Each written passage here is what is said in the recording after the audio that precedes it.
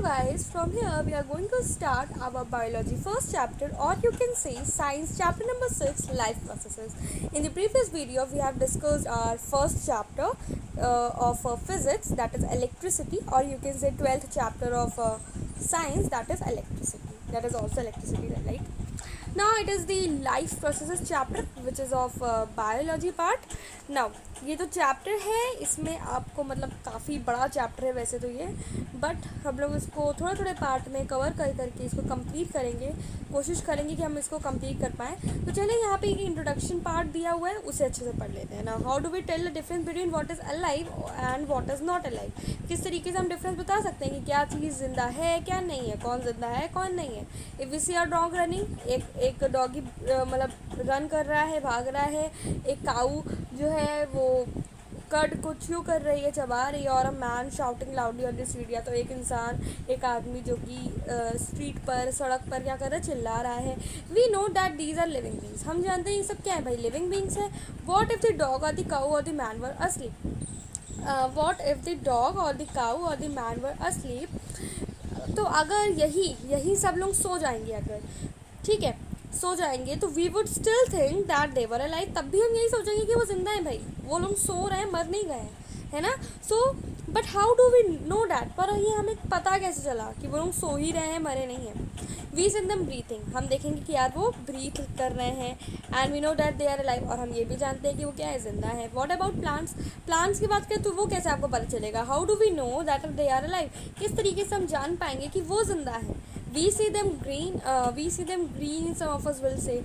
हम में से कुछ लोग कहेंगे कि वो भाई ग्रीन होते हैं, इस वजह से हम कहेंगे कि वो अलाइव हैं, है ना. But what about plant that have leaves of colours other than green. पर उन प्लांट्स का क्या, जिनका जो कलर होता है वो ग्रीन नहीं होता है, क्या आप कहोगे कि वो अलाइव नहीं है. ऐसा तो नहीं है ना भाई, हर एक प्लांट अलाइव होता है, जिंदा होता है.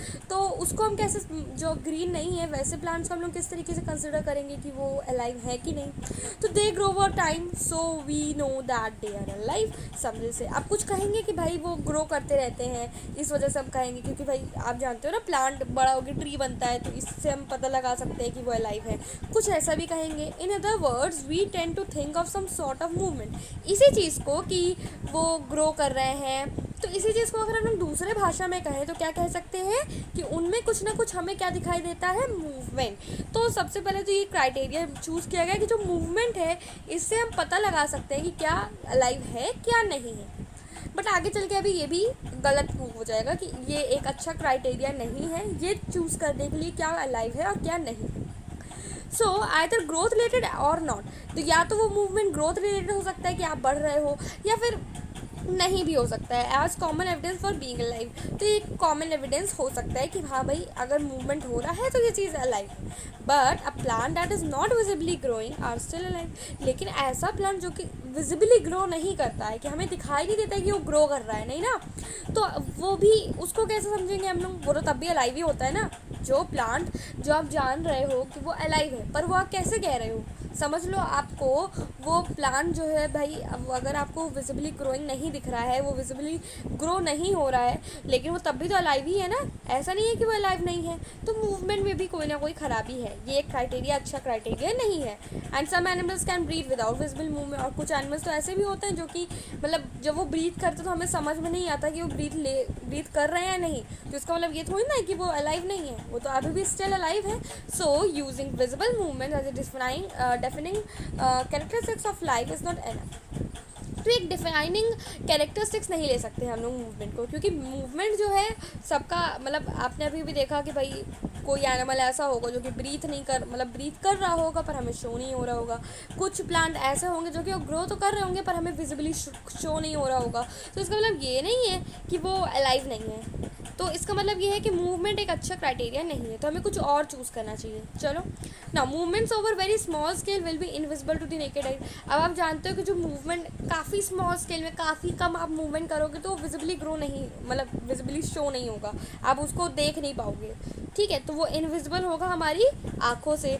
नाउ मूवमेंट्स ऑफ मॉलिक्यूल, अब जैसे कि देखो मॉलिक्यूल्स का मूवमेंट्स हमारी बॉडी में भी होता रहता है, पर हमें क्या दिखाई देता है, क्या दूसरे को दिखाई देता है? नहीं। For example, is this invisible molecular movement necessary for life? तो अगर आपसे पूछा जाए कि ये जो इनविजिबल, जिसको हम देख नहीं सकते, ये जो मॉलिकुलर मूवमेंट होता रहता है, ये क्या ज़िंदगी के लिए ज़रूरी है? तो if we ask this question to professional biologist, एक प्रोफेशनल बायोलॉजिस्ट अगर हम लोग ये क्वेश्चन पूछेंगे तो वो कहेंगे yes, in fact viruses do not show any molecular movement in them. जो वायरसेस होते हैं ना, वो मॉलिकुलर मूवमेंट अपने अंदर, मतलब देखो हर एक ह्यूमन बीइंग के अंदर क्या होता है, मतलब ह्यूमन बीइंग नहीं, हर एक अलाइव, कोई भी चीज़ अगर अलाइव है, कोई भी अगर अलाइव है तो इसका मतलब ये है कि उसके अंदर इनविजिबल मॉलिकुलर मूवमेंट होगा।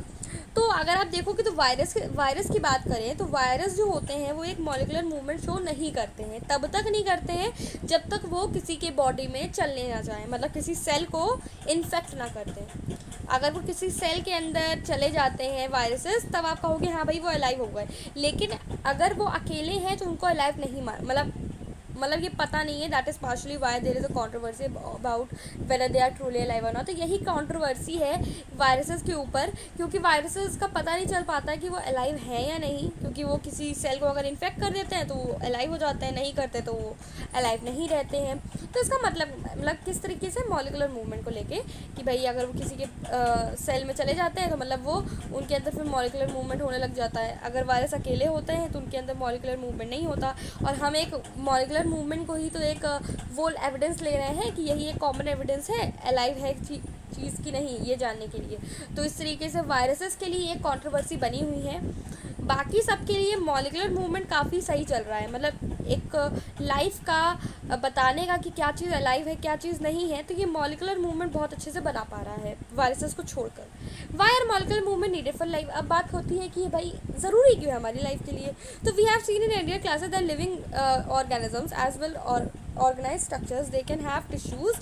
तो आप जानते हो कि कोई भी लिविंग ऑर्गेनिज्म में एक वेल ऑर्गेनाइज स्ट्रक्चर होता है ना, किसी भी लिविंग बीइंग का एक वेल ऑर्गेनाइज स्ट्रक्चर होता है, ठीक है। तो उनके अंदर क्या होता है, टिश्यूज़ होता है, टिश्यूज़ में सेल्स होता है, सेल्स में बहुत सारे कंपोनेंट्स होते हैं, आपने ये पढ़ा है पहले भी, एंड सो ऑन, बहुत कुछ होता है।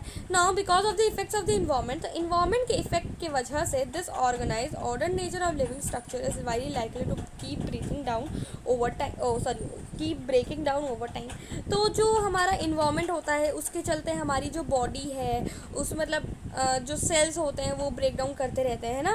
तो अगर इस तरीके से अगर if order break down the organism will no longer be live. तो ये जो ऑर्डर है, ये जो स्ट्रक्चर है, ये जो मेंटेनेंस प्रोसेस है हमारी बॉडी में चलता रहता है। मेन वर्ड आता है क्या, maintenance.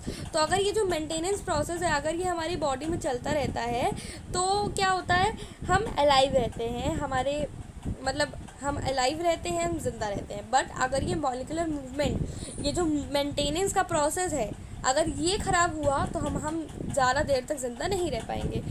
so the organism will no longer be alive. So living creatures must keep repairing and maintaining their structures. तो इसका मतलब क्या है कि लिविंग बीइंग को क्या करना चाहिए, अपने स्ट्रक्चर को क्या करना चाहिए, रिपेयर करते रहना चाहिए और मेंटेन करते रहना चाहिए। Since all this structure are made up of molecules, जैसे कि हम जानते हैं अभी तक क्या चीज़ है कि जो स्ट्रक्चर्स होते हैं वो मॉलिक्यूल्स से बने हुए होते हैं, ठीक है ना। मैंने आपको पहले ही बताया कि मॉलिक्यूल्स हमारे बॉडी के अंदर होते हैं, इनविजिबल मॉलिकुलर मूवमेंट होता है, they must move molecules around all the time. तो अगर हमें अपने बॉडी में ये रिपेयरिंग एंड मेंटेनेंस प्रोसेस बनाए रखना है तो ये जो मॉलिकुलर मूवमेंट है, ये जो मॉलिक्यूल्स हैं, ये बहुत ज़्यादा ज़रूरी है। मॉलिकुलर मूवमेंट होना बहुत ज़्यादा ज़रूरी है।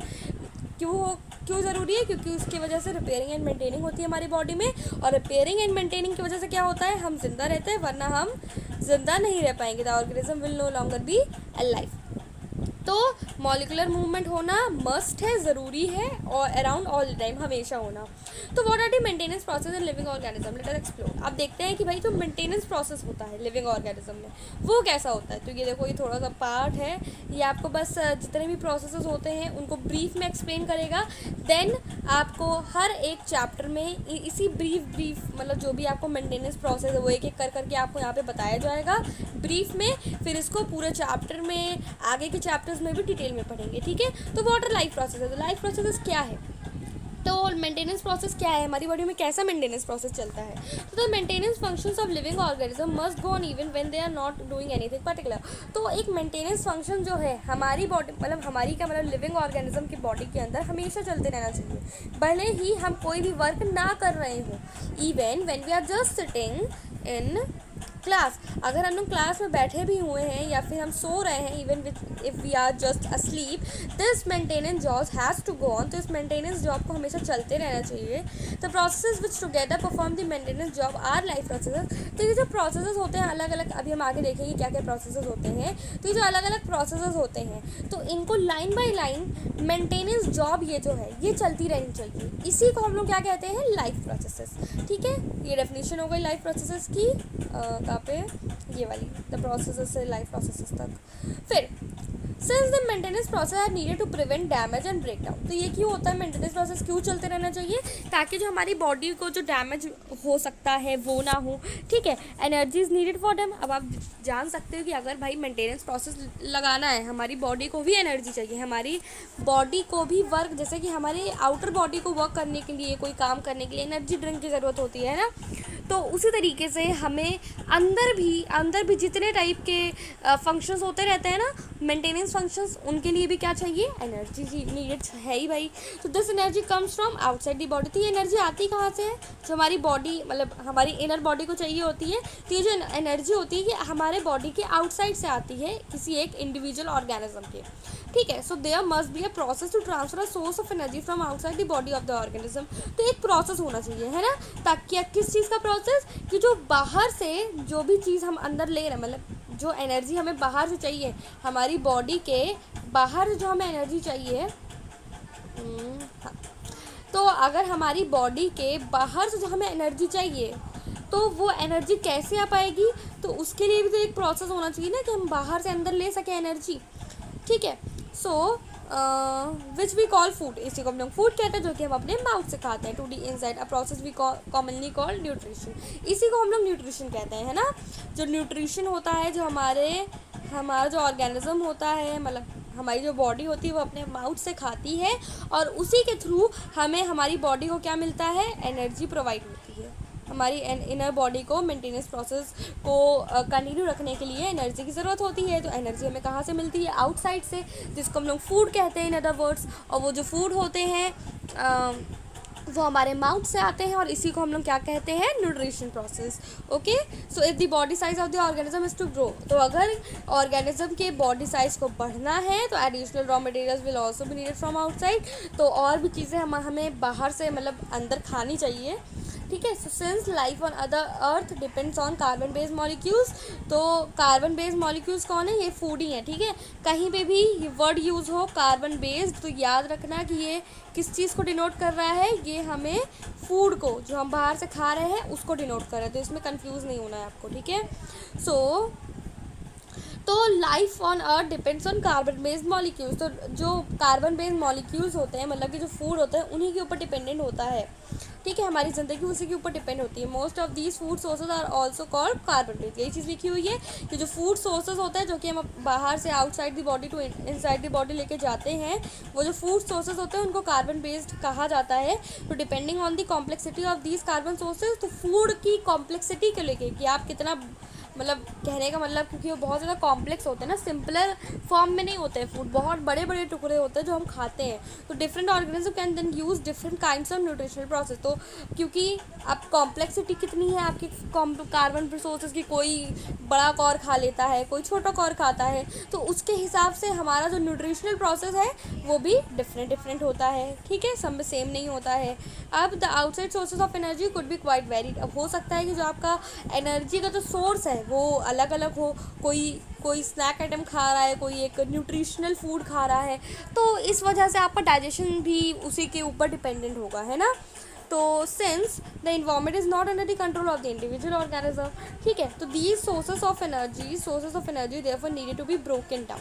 तो ये जो सोर्सेज ऑफ एनर्जी है ना, इसको थोड़ा मतलब, जो हम लोग सोर्सेज ऑफ एनर्जी कौन है, फूड है ना, हमें एनर्जी यही देता है ना. तो ये जो फूड है, ये जो हम अंदर अपने लेते हैं, तो ये बहुत ज़्यादा कॉम्प्लेक्स फूड होता है.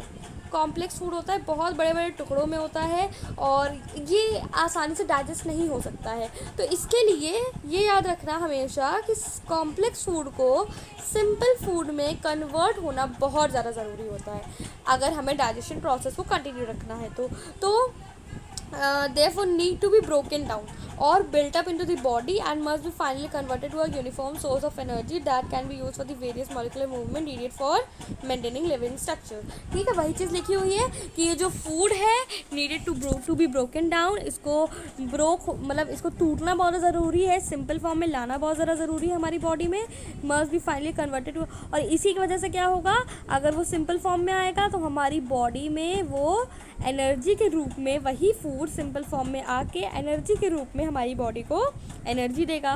तो that can be use for various molecular movement, और एनर्जी मिलेगी तो मॉलिकुलर मूवमेंट होगा हमारी बॉडी में, जो कि हमारे लिविंग स्ट्रक्चर को मेंटेन करने के लिए बहुत ज़्यादा ज़रूरी होता है। तो as well as to the kind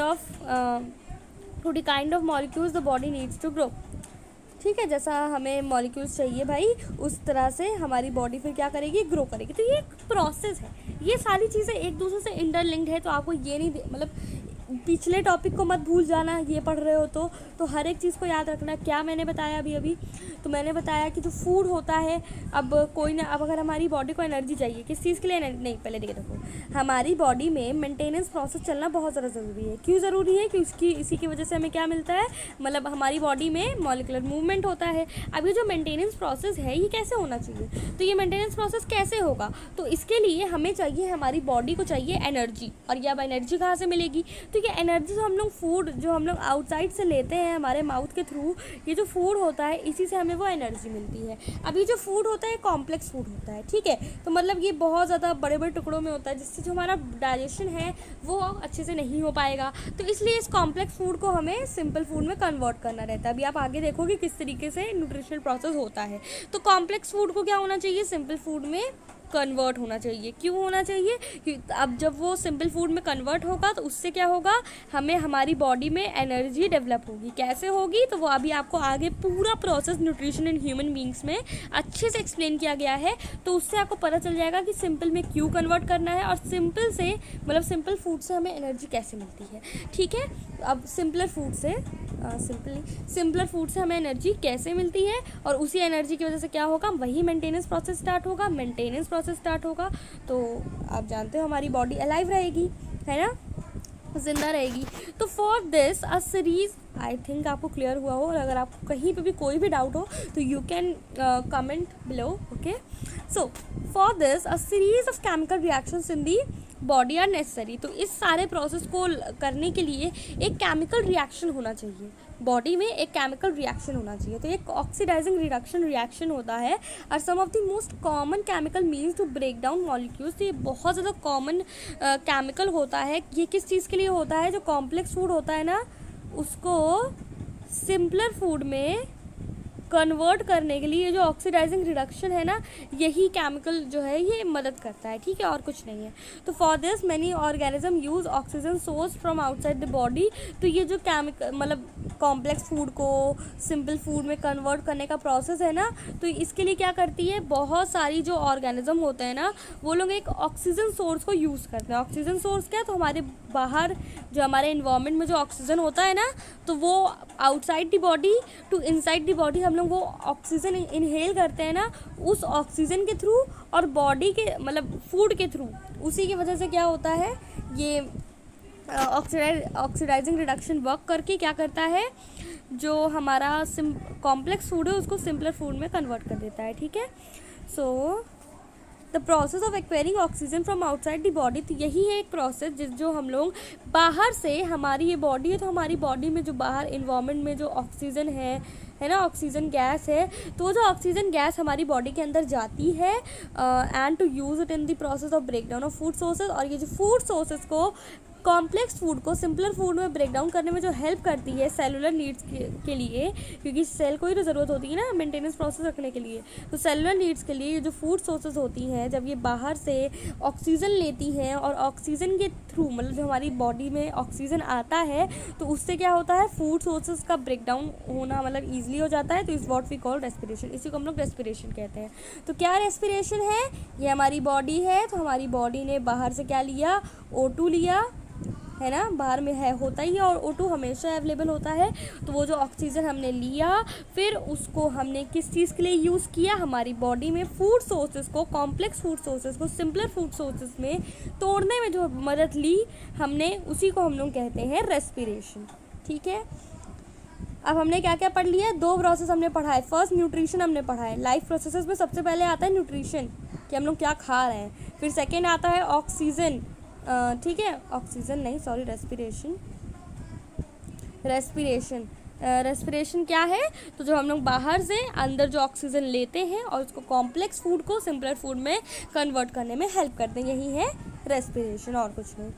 so in the case of, अब देखो 2 चीज़ हमने पढ़ी, अभी कुछ और है। ठीक है, in the case of a single cell organism, अब अगर बात की जाए कि एक सिंगल सेल, एक ऐसा जैसे कि अमीबा ले लो, अमीबा क्या होता है, सिंगल सेल ऑर्गेनिज्म होता है ना, उसके अंदर एक ही सेल होती है। तो no specific organs for taking in food, तो उसमें क्या होता है, कोई भी एक स्पेसिफिक ऑर्गन तो होता नहीं है फूड को खाने के लिए या फिर गैस को एक्सचेंज करने के लिए। जैसे हमारे पास नोज़ है, एक स्पेसिफिक ऑर्गन गैस को एक्सचेंज करने के लिए, कभी हम लोग O2 लेते हैं, कार्बन डाइऑक्साइड निकालते हैं अपने नाक से। तो भाई इससे क्या पता चलता है कि हमारी बॉडी में बहुत सारे फंक्शंस हैं, बहुत सारे ऑर्गन्स हैं, बट जो एक सिंगल सेल ऑर्गेनिज्म उसके पास इतने सारे ऑर्गेनिज्म नहीं होते हैं। और रिमूवल ऑफ वेस्टेज, और वेस्ट को रिमूवल करने के लिए जैसे हमारे पास एक्सक्रीशन प्रोसेस होता है, ठीक है, उनके अंदर नहीं होता है, may be needed because the entire surface of the organism is in contact with the environment. तो ये सब ज़रूरत होती है पर उनके अंदर नहीं होता है, अमीबा के जैसे देख लो। तो क्या होता है, उनकी जो पूरी ऑर्गेनिज्म होती है, जो पूरा उनका सेल होता है ना, वो इन्वायरमेंट के थ्रू टच रहता है, मतलब इन्वायरमेंट से एकदम जुड़ा हुआ रहता है। So but what happens when the body size of the organism increases and the body design become more complex. तो कहा जा रहा है कि अगर एक मल्टी सेलुलर ऑर्गेनिज्म है, अगर जिसमें बहुत सारे सेल्स हैं, ठीक है, और बहुत, जैसे हमारी बॉडी हो गई, तो हमारी बॉडी में बहुत सारे सेल्स हैं और बहुत सारे डिफरेंट ऑर्गन्स हैं डिफरेंट वर्क करने के लिए। तो in multi cellular organism all the cells may not be in direct contact. तो मल्टी सेलुलर ऑर्गेनिज्म में क्या होता है, हमारी मतलब हमारी बॉडी रहती है, वो इंटरनल बॉडी हमारी जो रहती है वो बाहर से इन्वायरमेंट से कांटेक्ट में नहीं रहती है। बट अगर आप अमीबा देखो तो अमीबा की पूरी बॉडी क्या रहती है, इन्वायरमेंट से कनेक्टेड रहती है, मतलब अपनी बाहर की दुनिया से कनेक्टेड रहती है विद द सराउंडिंग इन्वायरमेंट। ठीक है, इन्वायरमेंट से the simple diffusion will not meet the requirements of all the cells. तो डिफ्यूजन क्या होता है, ये डिफ्यूजन ये एक प्रोसेस होता है जो कि जो सिंगल सेल ऑर्गेनिज्म जैसे कि अमीबा हो गया तो वो यूज़ करता है। क्या डिफ्यूजन होता है, जैसा समझ लो ये अमीबा है तो वो क्या करता है, जहाँ जैसे यहाँ पे O2 ज़्यादा है ना, उसके बॉडी में O2 कम है, तो डिफ्यूजन आप जानते हो ना कि जहाँ ज़्यादा होता है, जहाँ हाई कंसनट्रेशन होता है, हाई कंसनट्रेशन तो लो कंसनट्रेशन जाता है ना। तो यहाँ पे ऑक्सीजन ज़्यादा है, यहाँ पे ऑक्सीजन हो सकता है हो ना हो, कम हो, तो क्या होता है जो ज़्यादा जो high concentration to low concentration जाता है तो यहाँ से अंदर चला जाएगा। अब बाहर हो सकता है कि अमीबा के बाहर क्या हो, फूड हो, अब फूड ज़्यादा है बाहर तो फूड अंदर चला जाएगा। ठीक है, तो ये सारा प्रोसेस वो लोग यूज़ करते हैं। वैसे इतना समझ में डिटेल में समझने की बिल्कुल ज़रूरत नहीं है, इसके बारे में ज़्यादा क्वेश्चन नहीं आते हैं। तो we have seen previously how in multicellular organism various body parts have specialised in the functions they perform. तो हमने देखा है पहले कि मल्टीसेलुलर ऑर्गेनिज्म में बहुत सारे बॉडी पार्ट्स क्या करते हैं, डिफरेंट फंक्शंस परफॉर्म करते हैं। हमारी बॉडी में होता है ना बहुत सारे फंक्शन, हम क्या है मल्टीसेलुलर ऑर्गेनिज्म। तो we are familiar with the idea of the specialised tissue. तो हम लोग इन स्पेशलाइज्ड टिश्यू के आइडिया से बिल्कुल भी मतलब हमें पता है ना कि क्या होता है हमारी बॉडी के अंदर, मतलब बहुत सारे ऑर्गन्स बहुत सारे वर्क करते हैं and with their organisation in the body of the organism, और वो किस तरीके से ऑर्गेनाइज है, कहाँ नाक है, कहाँ मुंह है, कहाँ पे है ना लंग्स हैं, कहाँ पे स्टमक है, तो इंटेस्टाइन है, ये सारी चीज़ें हमें पता है पहले से। तो however this poses a problem. अच्छा कहाँ पे है, ओह यहाँ ये लाइन नहीं पढ़ा हमने। तो it is therefore not surprising that the uptake of food and of oxygen will also be the function of specialized tissue। तो ये चीज़ भी हमारे लिए कोई सरप्राइज वाली नहीं होगी कि फूड खाने के लिए और ऑक्सीजन लेने के लिए हमारे अंदर स्पेशलाइज्ड टिश्यू होते हैं। जैसे कि आप हमारी बॉडी है तो फूड के लिए क्या है भाई, हमारे पास एक ऑर्गन है जो कि है हमारी नोज़, और ऑक्सीजन के लिए भी नोज़ कह रही, सॉरी जो कि है हमारा माउथ, और ऑक्सीजन के लिए O2 के लिए भी हमारे पास, मतलब ऑक्सीजन O2 CO2, तो ऑक्सीजन के लिए भी हमारे पास क्या है, हमारे पास है एक स्पेशलाइज्ड ऑर्गन जो कि है हमारी नोज़। तो ये चीज़ हमारे लिए कोई रॉकेट साइंस तो है नहीं, हम पहले से जानते हैं ये सारी चीज़ें। तो since the food and the oxygen are now take up at one place in the body of this organ, फिर उधर आ गए हम लोग। However, this poses a problem. Okay, तो ये प्रॉब्लम क्रिएट करता है किस चीज़ के लिए, क्योंकि since the food and oxygen are now taken up at one place in the body of the organism while all parts of the body need them, क्योंकि क्या होता है ना, जो फूड है जो हम लोग अपने माउथ से लेते हैं, है ना, और जो हमारा नोज़ है जो कि वो ऑक्सीजन इनहेल करता है, तो ये जो O2 है और ये जो फूड है, ये चीज़ किस चीज़ के लिए यूज़ होता है, हमारी बॉडी को एनर्जी, हमारी बॉडी में एनर्जी डेवलप करने के लिए। तो एनर्जी की ज़रूरत केवल नोज़ और माउथ को तो होती नहीं है भाई, हमारी पूरी बॉडी को एनर्जी की ज़रूरत है। तो इस वजह से एक प्रॉब्लम क्रिएट हो जाती है, क्योंकि जो मेन मतलब जिसके वजह से ऑक्सीजन और फूड की वजह से जो हमें एनर्जी मिल रही है वो हमारे नोज़ और माउथ को ही, उसके बारे में मतलब नोज़ और माउथ को ही मतलब एक स्पेशल ट्रीटमेंट मिलता है, हमारी बॉडी को भी तो उसकी ज़रूरत है। तो इसके वजह से ये एक प्रॉब्लम क्रिएट हो जाती है। तो एक ट्रांसफॉर्मेशन मतलब एक ट्रांसफ़र करने का प्रोसेस होना चाहिए, एनर्जी को नोज़ और माउथ में से ट्रांसफ़र करने का एक प्रोसेस होना चाहिए, है ना। आपको समझ में आ रहा है, क्योंकि अब देखो हमारा जो नोज़ है उससे हम लोग अपना O2 इनहेल कर लिया हमने, अब ये जो फूड है वो हमने अपने माउथ से कर लिया। अब यही दोनों तो हैं जो हमारी बॉडी में क्या करेंगे, आगे चल के एनर्जी डेवलप करेंगे, बहुत सारे प्रोसेस से होके एनर्जी डेवलप करेंगे। तो अब ये एनर्जी की ज़रूरत केवल यहीं पे थोड़ी ना है, केवल यही जगह और यही जगह पे थोड़ी ना है, हमारी पूरी की पूरी बॉडी को है। तो उसके लिए एक ट्रांसफ़र प्रोसेस होना चाहिए, एक ट्रांसफ़र करने का प्रोसेस होना चाहिए। अब वही प्रोसेस आपको बताया जाएगा। So this situation creates a need for a transportation system for carrying food को कैरी करने के लिए और ऑक्सीजन को कैरी करने के लिए, ताकि वो एक प्लेस से दूसरी प्लेस तक जा सके। देखो वही चीज़, now with chemical reactions use the carbon source and the oxygen for energy generation. तो जैसे कि मैंने को बताया था कि कॉम्प्लेक्स फूड को क्या करती है, जो ये ऑक्सीडाइजिंग रिडक्शन होती है ये क्या करती है, सिंपलर फूड में कन्वर्ट कर देती है with the help of food and oxygen, है ना। यही दोनों तो मेन चीज़ है जिनकी वजह से ये करती है वर्क अपना। तो जो कार्बन बेस मतलब जो फूड है और जो ऑक्सीजन है इसको यूज़ करके वो एनर्जी जनरेशन करती है। तो इसकी वजह से क्या होता है, एक they create by product that are only not only यूजेस for the cell of the body but could even be harmful.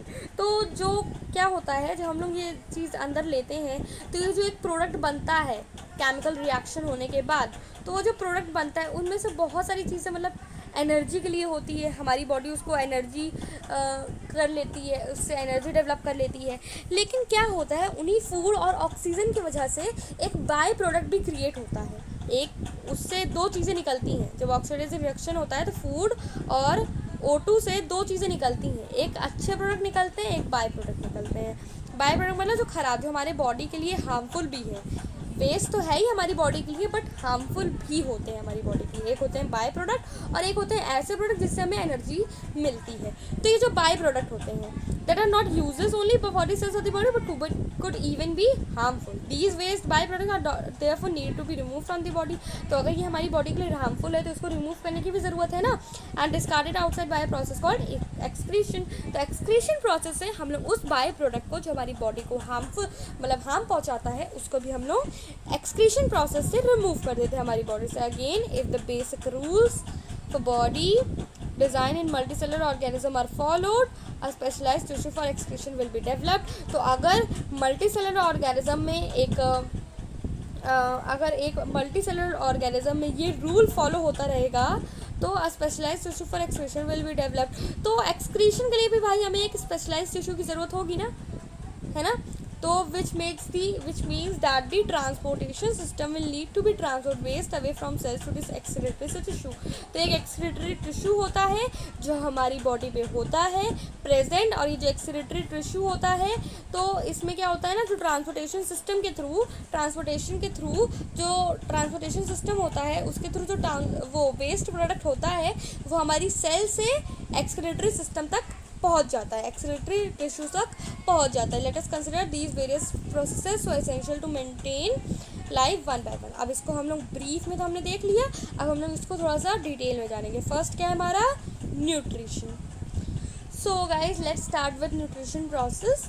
Okay, now when we walk or ride a bicycle, तो जब भी हम लोग वॉक करते हैं, चलते हैं या फिर अब बाइसाइकिल चलाते हैं अपनी, तो we are using up energy, तो हम लोग कोई ना कोई एनर्जी तो यूज़ करते ही हैं। Even when we are not doing any apparent activity, तो अगर हम लोग कोई एक अकेली इंडिविजुअल एक्टिविटी कर नहीं रहे हैं, तो energy needed to maintain a state of order in our body. तो एक बॉडी में ऑर्डर मेंटेन करने के लिए एनर्जी तो हमें ज़रूरत पड़ती है, चाहे हम कुछ कर रहे हो चाहे हम कुछ ना कर रहे हो। We also need materials from outside in order to grow, develop, synthesis protein. तो देखो, we also need materials from outside in order to grow, तो हमें कुछ बाहर से चाहिए जो कि क्या होता है, फूड, ताकि हम क्या कर सके, ग्रो कर सके, डेवलप कर सके और synthesise protein and other substances need in the body, और प्रोटीन को ले सके, प्रोटीन, फैट्स, कार्बोहाइड्रेट्स, तो ये सारी चीज़ें हम लोग बाहर से ले सकते हैं। ये सब क्या है, फूड के अंदर इंक्लूडेड है ना। तो बस बात वही कही जा रही है कि हमें न्यूट्रिशन प्रोसेस को करने के लिए क्या चाहिए होता है, फूड चाहिए होता है हमारी बॉडी को, है ना। एंड अदर सब्सटेंसेस, दूसरे सब्सटेंसेस भी प्रोटीन के साथ साथ चाहिए होते हैं। तो this source of energy and material is the food we eat. तो ये सारे सोर्स ऑफ एनर्जी क्या होती है, कार्बोहाइड्रेट, प्रोटीन, फैट्स, विटामिन, ये सब क्या होता है, ये होता है फूड। तो ये फूड न्यूट्रिशन प्रोसेस के लिए बहुत ज़्यादा इंपॉर्टेंट है। तो how do living things get their food, तो उन्हें फूड कैसे मिलता है लिविंग थिंग्स को। The general requirement for energy and material is common in all organism. तो अगर हम लोग बात करें कि एनर्जी की जो जनरल रिक्वायरमेंट होती है एनर्जी की, और हमें जो जो चाहिए भाई, उसके लिए एक जनरल रिक्वायरमेंट होती है हर एक ऑर्गेनिज्म में। पर क्योंकि भाई अगर ज़िंदा रहना है, अलाइव रहना है, तो एनर्जी की ज़रूरत पड़ेगी। क्यों, क्योंकि एनर्जी की वजह से मेंटेनेंस प्रोसेस हमारी बॉडी में चलता रहेगा, और मेंटेनेंस प्रोसेस से चलता रहेगा तो हम लोग अलाइव रहेंगे।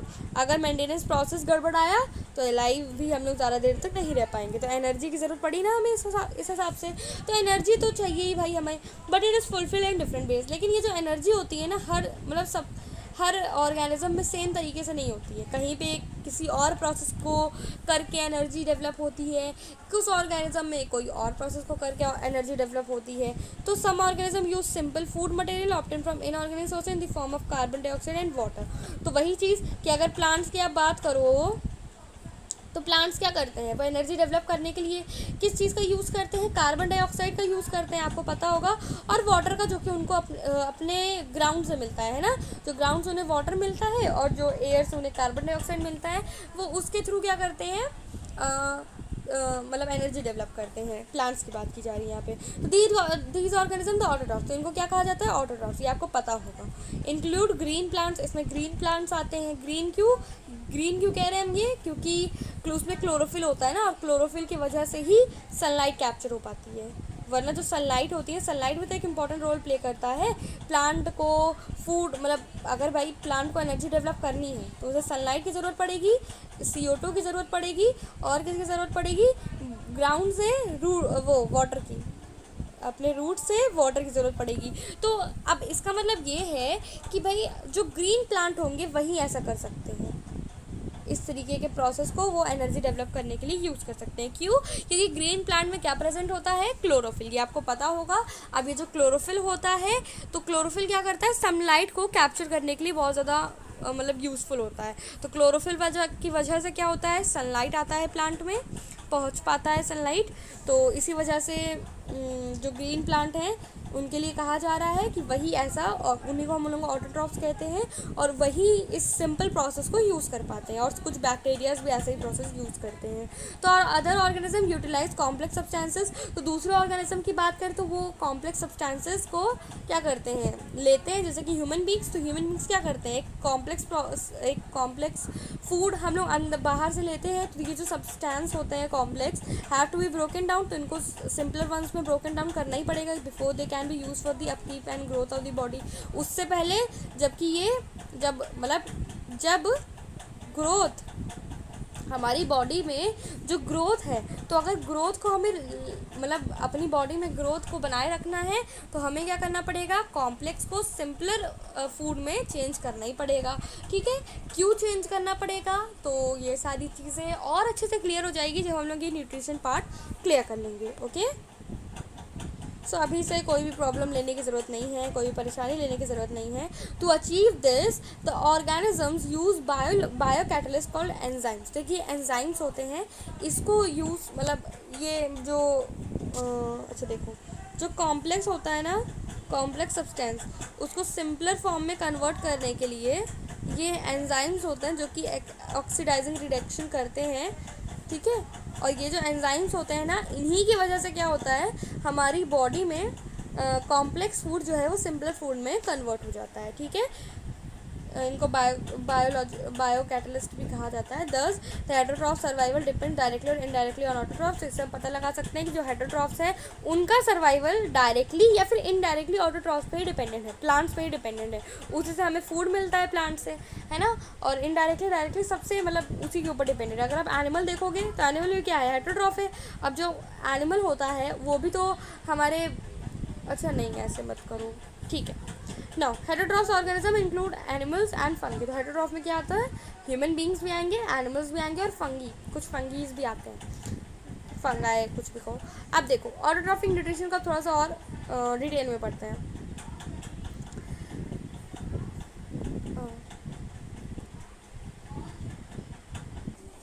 Okay now autotrophic nutrition. Carbon and energy requirements of the autotrophic nutrition are fulfilled by photosynthesis. अब जो कार्बन मतलब कि जो फूड होता है और जो एनर्जी रिक्वायरमेंट्स होती है हमारी बॉडी, मतलब ऑटोट्रॉफिक ऑर्गेनिज्म को, हमारी बॉडी नहीं, ऑटोट्रॉफिक ऑर्गेनिज्म को, वो किस तरीके से फुलफिल होती है, फोटोसिंथेसिस के थ्रू, है ना। फोटोसिंथेसिस के प्रोसेस के थ्रू, सनलाइट के थ्रू। फोटोसिंथेसिस प्रोसेस में क्या होता है, मेन कैरेक्टर्स कौन, मतलब मेन कौन रोल प्ले करता है, तो सनलाइट रोल प्ले करता है, CO2 रोल प्ले करता है और वाटर रोल प्ले करता है। तो it is a process by which autotrophs take in substances from the outside and convert it into stored forms of energy। तो क्या होता है इस प्रोसेस से, क्या होता है, जो ऑटोट्रॉफ्स होते हैं वो बाहर से सब्सटेंस को लेते हैं and convert them into stored forms of energy, और उसको एक एनर्जी के स्टोर्ड फॉर्म में रखते हैं। अभी वो जो है स्टार्च, मतलब जब वो लोग फूड लेते हैं ना, तो जिन फूड की उन्हें ज़रूरत नहीं होती है प्लांट्स को, तो जिन फूड की उनको ज़रूरत नहीं होती है वो उसको स्टोर्ड फॉर्म में रख लेते हैं कि उनको कभी और ज़रूरत पड़ गई तो वो उस स्टार्च को यूज़ करते हैं, ठीक है। तो this material is taken in the form of carbon dioxide. तो ये जो फोटोसिंथेसिस का प्रोसेस है किस तरीके से होता है, हम लोग हम लोग नहीं, प्लांट्स कार्बन डाइऑक्साइड और वाटर लेते हैं which is converted into carbohydrate. तो यही जो कार्बन डाइऑक्साइड और जो वाटर होता है, ये सब जो हम लोग बाहर से लेते हैं which is converted into carbohydrate, वो क्या हो जाता है, कार्बोहाइड्रेट में कन्वर्ट हो जाता है सनलाइट के प्रेजेंस में एंड क्लोरोफिल। मतलब सनलाइट और क्लोरोफिल के प्रेजेंट में जो कार्बन डाइऑक्साइड होता है और जो वाटर होता है वो कार्बोहाइड्रेट में कन्वर्ट हो जाता है। Carbohydrate are utilize for providing energy to the plant. तो कार्बोहाइड्रेट वो क्यों लेते हैं प्लांट्स, क्योंकि उन्हें एनर्जी चाहिए, है ना, तो उनको कार्बोहाइड्रेट की ज़रूरत होती है। तो we will study how this takes place in the next session. तो आगे हम लोग इसी चीज़ को और अच्छे से डिटेल में डीप में पढ़ेंगे। The carbohydrates which are not use immediately are stored in the form of starch. तो मैंने अभी आपको बताया कि जो कार्बोहाइड्रेट्स होते हैं, मतलब जो भी फूड वो लोग लेते हैं, वो कौन सा फूड लेते हैं, तो वो कार्बोहाइड्रेट्स को लेते हैं किसके थ्रू, तो CO2 के थ्रू और वाटर के through in the presence of chlorophyll and sunlight. तो कार्बोहाइड्रेट जो होते हैं वो अगर उनको जल्दी, अगर इमिजिएटली अगर उनको यूज़ नहीं करना है कार्बोहाइड्रेट्स का, तो वो उनको स्टार्च के फॉर्म में स्टोर कर लेते हैं। Which serves as internal energy reserve to be used.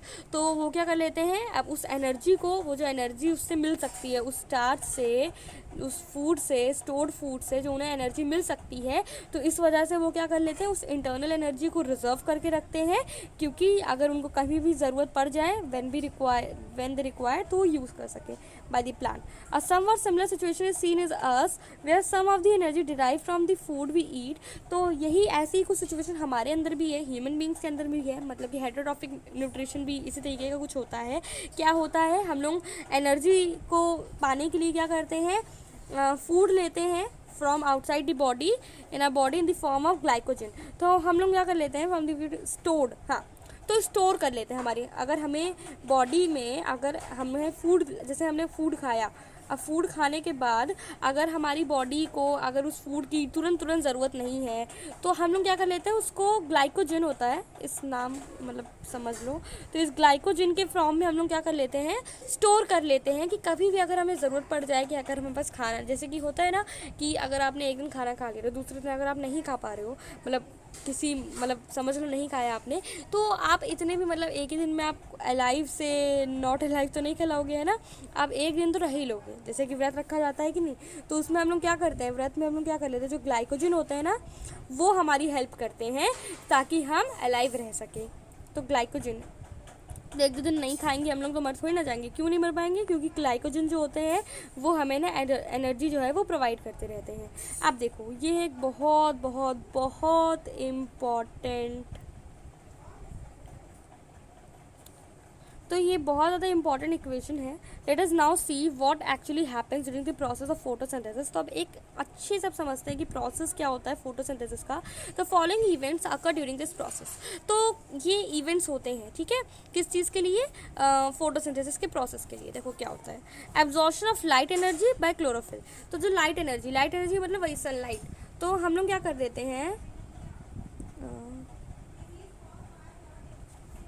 Okay तो हम लोग क्या करते हैं, लाइट एनर्जी मतलब जो सनलाइट होता है वो जो है उसको हम लोग एब्जॉर्व कर लेते हैं क्लोरोफिल के थ्रू। मैंने आपको पहले ही बताया कि जो सनलाइट होती है वो मतलब ये जो फोटोसिंथेसिस का प्रोसेस होता है वो केवल हमें ग्रीन प्लांट्स में दिखता है।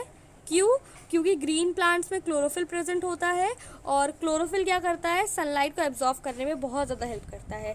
तो इस वजह से हम कह रहे हैं कि हम ग्रीन प्लांट्स में ही फोटोसिंथेसिस का प्रोसेस देखते हैं। तो absorption of light energy by chlorophyll, तो क्लोरोफिल क्या करती है, सनलाइट को लेती है। Conversion of light energy to chemical energy. अब जो लाइट एनर्जी होती है, जो सनलाइट होती है, उसको हम लोग एक केमिकल एनर्जी में कन्वर्ट कर लेते हैं। And splitting of water molecules into hydrogen and oxygen. और वाटर मॉलिक्यूल्स को हम लोग दो भागों में बांट लेते हैं, हाइड्रोजन और ऑक्सीजन में। तो ये चीज़ आप इतना ध्यान मत देना, बस इन तीनों पॉइंट्स को आपको लर्न कर लेना है क्योंकि बहुत ज़्यादा इंपॉर्टेंट पॉइंट्स है, ठीक है। अब reduction of carbon dioxide to carbohydrate, फिर हम लोग क्या कर लेते हैं, एट लास्ट हम लोग क्या करते हैं, जो कार्बन डाइऑक्साइड होता है उसको कार्बोहाइड्रेट्स में चेंज कर लेते हैं, ठीक है। देखो सिंपल सी चीज़ है, इन 3 पॉइंट्स से आपको कन्फ्यूजन हो सकती है। तो क्या होता है फोटोसिंथेसिस प्रोसेस में, होता क्या है, वो हमेशा हम ग्रीन प्लांट्स में कहते हैं, ग्रीन प्लांट्स में ऐसा होता है।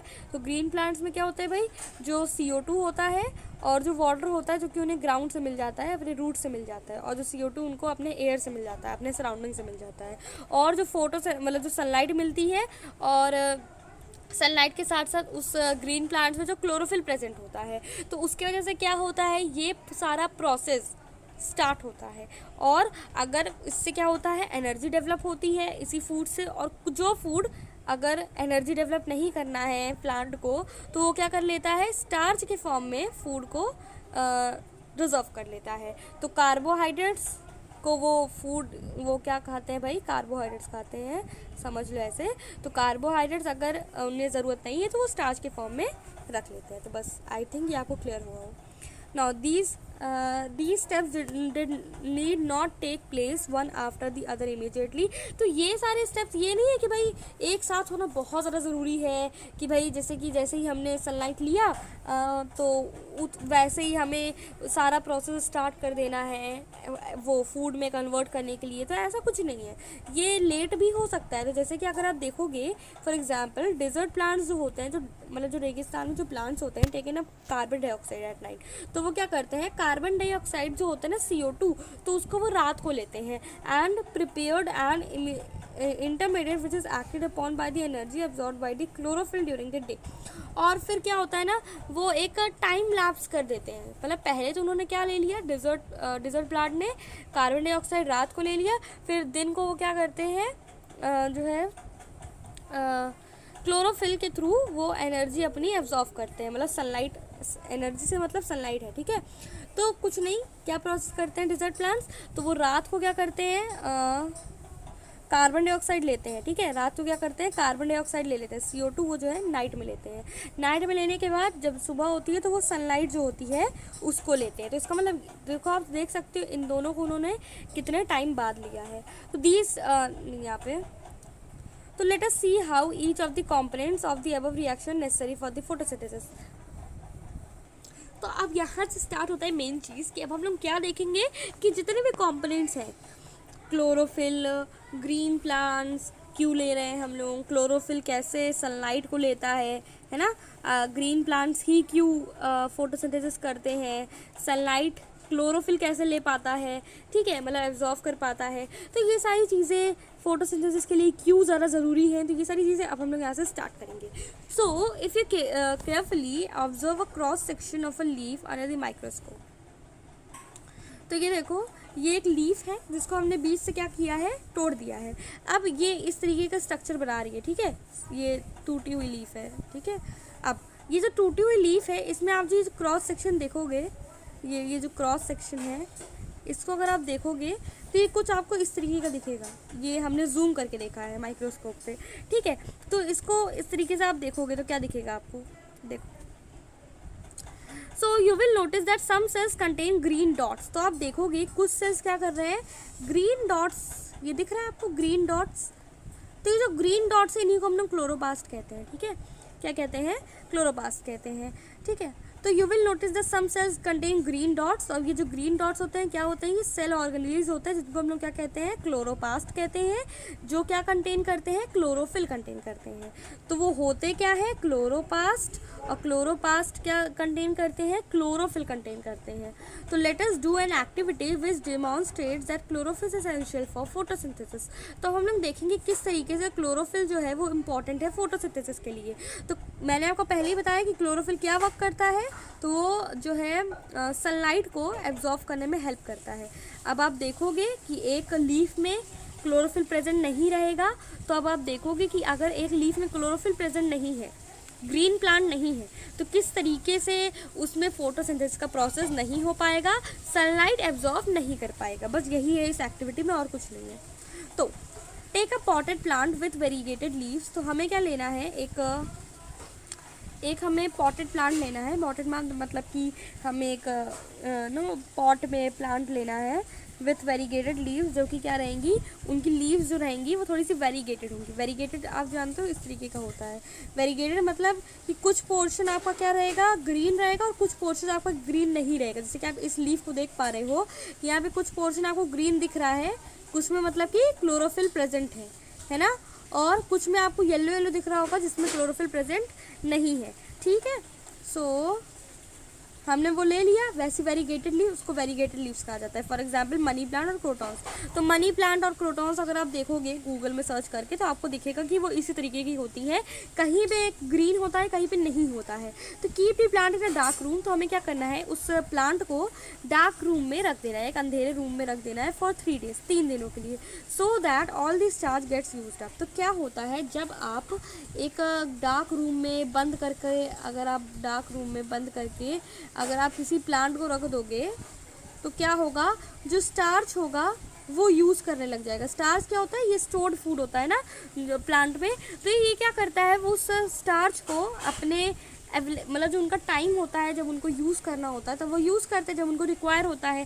तो अब उनको रिक्वायरमेंट होगी किसकी, स्टार्च की, क्योंकि अब वो सनलाइट के कांटेक्ट में नहीं है, और सनलाइट के कांटेक्ट में नहीं है तो क्या उनमें कोई भी फोटोसिंथेसिस का प्रोसेस होगा, क्या नहीं हो पाएगा। इसी वजह से डार्क रूम में बंद करने पर वो क्या कर देते हैं, स्टार्च का यूज़ करते हैं, ठीक है, ताकि वो अलाइव रह सके।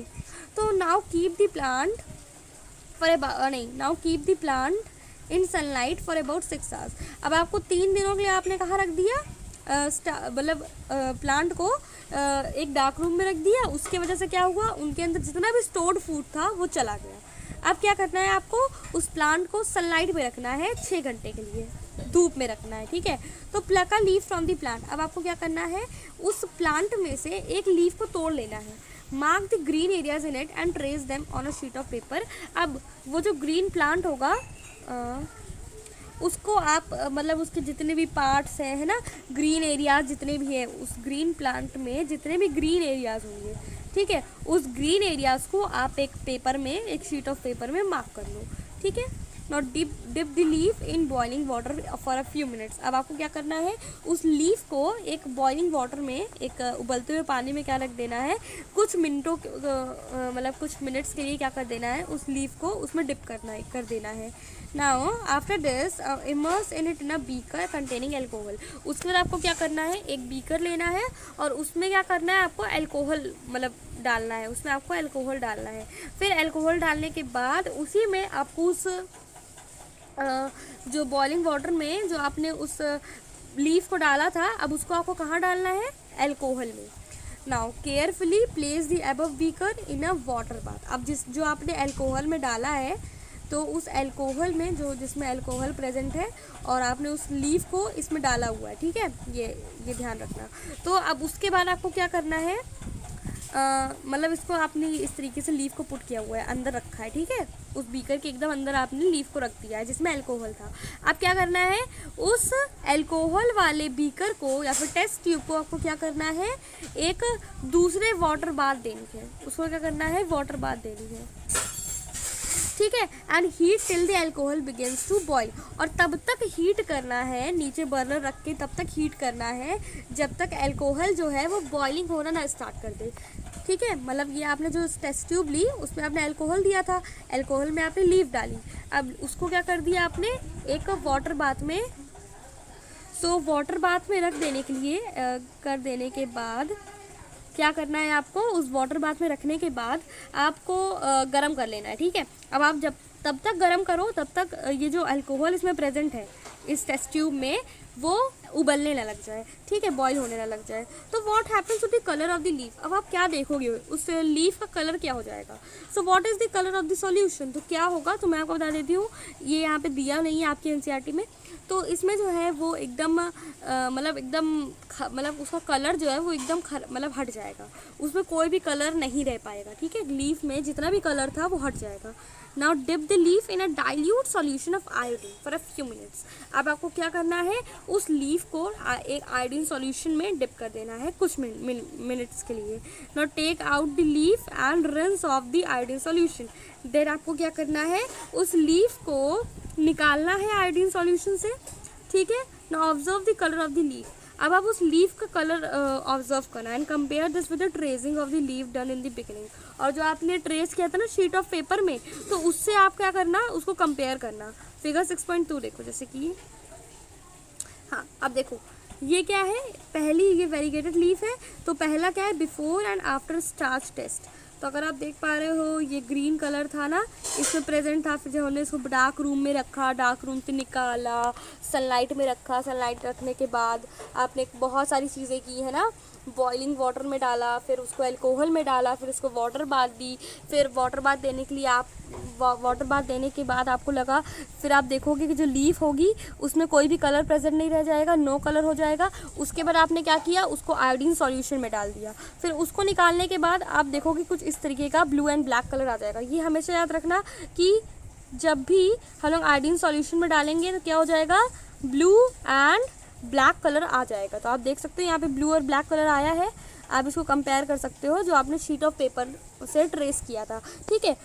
तो what can you conclude about the presence of starch in various areas of the leaf. अब आप क्या कॉन्क्लूड करोगे, जहाँ पे स्टार्च था आप देखोगे कि वो जो पार्ट है, मतलब ये जो ग्रीन एरियाज था, ठीक है, उसी में स्टार्च होगा भाई, उसी के पास क्या होगा, फूड होगा। येलो पार्ट में क्या कोई फूड होगा, नहीं होगा।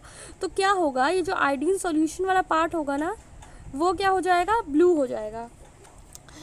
जहाँ पे स्टार्च प्रेजेंट था, जहाँ पे क्लोरोफिल प्रेजेंट था, वहीं पे क्या होगा, आयोडीन सॉल्यूशन वर्क करेगा। तो इसको आप और अच्छे से इस एक्टिविटी को, अगर वैसे तो एनसीईआरटी में बहुत कुछ नहीं दिया रहता है, और अगर मैं आपको पूरी एक्टिविटी और अच्छे से एक्सप्लेन करने लग जाऊंगी तो वीडियो तो भाई बहुत लंबी हो जाने वाली है, बहुत ज़्यादा लेंदी होने वाली है। तो अगर आपको इस एक्टिविटी को और अच्छे से करना है तो आप किसी हेल्प बुक के यूज़ कर सकते हो, जैसे क्वेश्चन उसमें बहुत अच्छे से आपको डिटेल में दिया गया है, या फिर अगर आपको मतलब कि एक्टिविटी में कुछ भी प्रॉब्लम आई है या फिर कोई भी क्वेश्चन है या फिर आप चाहते हो कि मैं आपको हेल्प बुक से भी एक्सप्लेन कर दूं, so let me know in the comment section. Okay, so please comment करना ताकि मैं समझ पाऊँ, और नहीं तो आप किसी और यूट्यूबर्स से देख के कर सकते हो, ठीक है, दूसरी यूट्यूब वीडियोज़ देख लो एक्टिविटीज़ के लिए, ठीक है। Now let us study how the plant obtains carbon dioxide. अब हम लोग क्या स्टडी करते हैं कि किस तरीके से जो कार्बन डाइऑक्साइड है वो क्या करता है, प्लांट जो है वो कार्बन डाइऑक्साइड को लेता है, ठीक है, जो हमारे एयर में प्रेजेंट होता है। तो in class 9 we have talked about stomata. Class 9 में आपने स्टोमेटा के बारे में पढ़ा होगा। फिगर 6.3 देखो, ये क्या है, ये स्टोमेटा है। तो इसका मैं आपको एक ब्रीफ इंट्रोडक्शन दे देती हूँ कि भाई ये स्टोमेटा है। अब ये स्टोमेटा देखो, ए वाला जो है ये जो ए वाला पार्ट है ये क्या है, ये ओपन स्टोमेटा है। ये देखो ये ओपन है, ये खुला हुआ है, इस तरीके के बना हुआ है। यहाँ पे आप देखो ये बंद हो गया है, ठीक है, ये बंद हो गया है। तो अब ये जो खुला हुआ है इसके अगल बगल क्या लगा रहता है, गार्ड सेल्स लगा रहता है, ठीक है। गार्ड सेल ही इसको रेगुलेट करते हैं, इसको कंट्रोल करते हैं कि कब बंद करना है कब खोलना है, तो ये गार्ड सेल की मर्जी। फिर ये अंदर का क्या है, तो ये स्टोमेटल पोर इसको कहते हैं हम लोग, ठीक है। और ये जो ग्रीन ग्रीन डॉट्स दिख रहे हैं आपको, तो ये क्या है, क्लोरोप्लास्ट है, ठीक है। ये हो गई brief introduction. Now which are tiny, हाँ, तो हमने क्या पढ़ा है स्टोमेटा के बारे में कि ये टाइनी पोर्स होते हैं present on the surface of the leaves. तो लीव्स के सरफेस पर ये जो स्टोमेटा होते हैं ये प्रेजेंट होते हैं, है ना, पता है ना आपको कि लीव्स के ये टाइनी पोर्स होते हैं जो कि लीफ के सरफेस पर प्रेजेंट होते हैं। Massive amount of gases exchanges takes place in the leaves, तो through these pores from the purpose of photosynthesis. तो फोटोसिंथेसिस के पर्पस के लिए कार्बन डाइऑक्साइड लेना, ऑक्सीजन रिलीज करना, तो ये जो प्रोसेस होता है यही स्टोमेटल पोर्स करती है, जो कि कहाँ प्रेजेंट होती है, लीफ में प्रेजेंट होती है, लीफ के सरफेस प्रेजेंट होती है। तो ये क्या करती है, ये ऑक्सीजन मतलब कार्बन डाइऑक्साइड लेती हैं और इन्हीं से क्या होता है, ऑक्सीजन जो है वो रिलीज करती है, ठीक है। takes place leaves through these pores purpose of photosynthesis. Now, but it is important to note here that exchange of gases occurs across the surface of stems, roots and leaves as well. तो इसका मतलब ये नहीं है कि ये याद रखना है आपको कि जो एक्सचेंज होता है ना गैसेस का, वो केवल स्टोमेटा से नहीं होता है, वो across the surface of stems, तो ये स्टेम्स से, रूट्स में, लीव्स में, ये हर जगह होता है, ठीक है। तो occurs across the surface of, अच्छा नहीं, स्टोमेटा से में ही होता है ये। मतलब देखो बात क्या है कि ये जो स्टोमेटा है ये किस चीज़ के लिए हेल्प करता है, गैसेस को एक्सचेंज करने के लिए। तो ये जो स्टोमेटा एक बहुत जगह प्रेजेंट होता है, स्टेम्स में भी आपकी मतलब आपकी प्लांट्स की स्टेम्स में, रूट्स में, ठीक है, वहाँ पे भी ये लीव्स में, पूरी जगह पे ये स्टोमेटा प्रेजेंट होता है जिससे गैसेस को एक्सचेंज करा जा सकता है। तो since large amounts of water can also be lost through the stomata, तो बहुत सारा जो वाटर होता है रूट्स के थ्रू, क्योंकि रूट्स में भी प्रेजेंट होता है, तो बहुत सारा वाटर जो है वो रूट से चला जाता है, ठीक है, वो भी लॉस्ट होने लग जाता है स्टोमेटा के थ्रू। तो द प्लांट होते हैं closes these pores when it doesn't need carbon dioxide for photosynthesis. तो अगर प्लांट्स को कार्बन डाइऑक्साइड की ज़रूरत नहीं है फोटोसिंथेसिस के प्रोसेस को करने के लिए, तो क्या कर लेते हैं, जो पोर्स हैं उसको बंद कर लेते हैं इस तरीके से। तो जब उनको बाहर से भाई उनको CO2 की ज़रूरत नहीं है तो वो बंद कर लेंगे, उन्हें ज़रूरत नहीं तो क्यों खोले रखे, है ना। फिर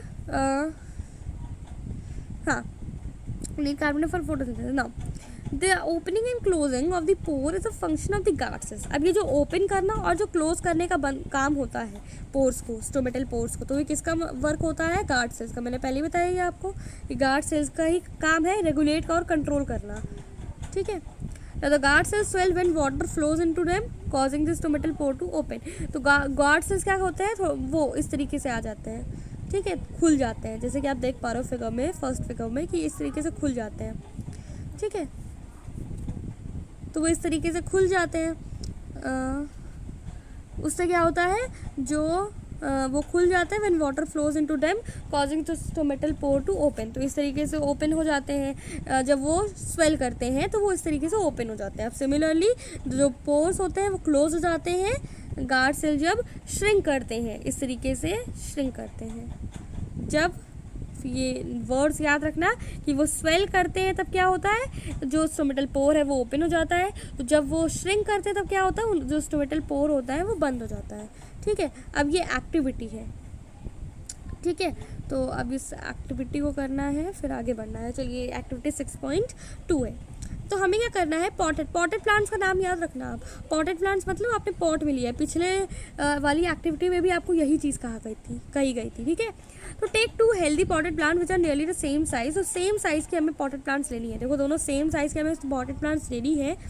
keep then in a dark room for 3 days। हमें 3 दिन के लिए वही डार्क रूम में रखना है। क्यों रखना है मैंने आपको पहले ही बताया, ताकि वो अपने स्टार्च को यूज़ कर पाए, क्योंकि अगर वो इन्वायरमेंट के कांटेक्ट में रहेंगी तो उनको क्या मिलता रहेगा, सनलाइट मिलती रहेगी, कार्बन डाइऑक्साइड मिलता रहेगा, वो अपनी फोटोसिंथेसिस के प्रोसेस को हमेशा ऑन रखेंगी। तो अगर ऐसा आपको नहीं करना है तो आपको स्टार्च, जो उनका स्टार्च है, तो उसको यूज़ करने के लिए उन्हें एक डार्क रूम में रखना पड़ेगा। तो नाउ प्लेस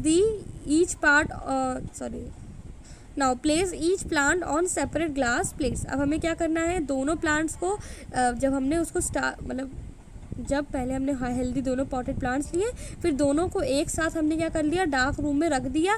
फिर डार्क रूम से निकालने के बाद 3 दिन के बाद निकालने के बाद आपको क्या करना है, दोनों में एक ग्लास प्लेट रख देनी है बगल बगल, ठीक है। ये देखो इस तरीके से बगल बगल हमने एक ग्लास प्लेट रख दी। Now place a watch glass containing potassium. अब हमें क्या करना है, place a watch glass containing potassium. हमें क्या करना है, एक वॉच ग्लास रख देनी है, ठीक है, जिसमें क्या होगा, पोटेशियम प्रेजेंट होगा। Glass plates, place a glass of potassium hydroxide by the side of one of the plate. The potassium hydroxide is used to absorb carbon dioxide। आपको क्या करना है, जो है एक ग्लास प्लेट ले लिया आपने।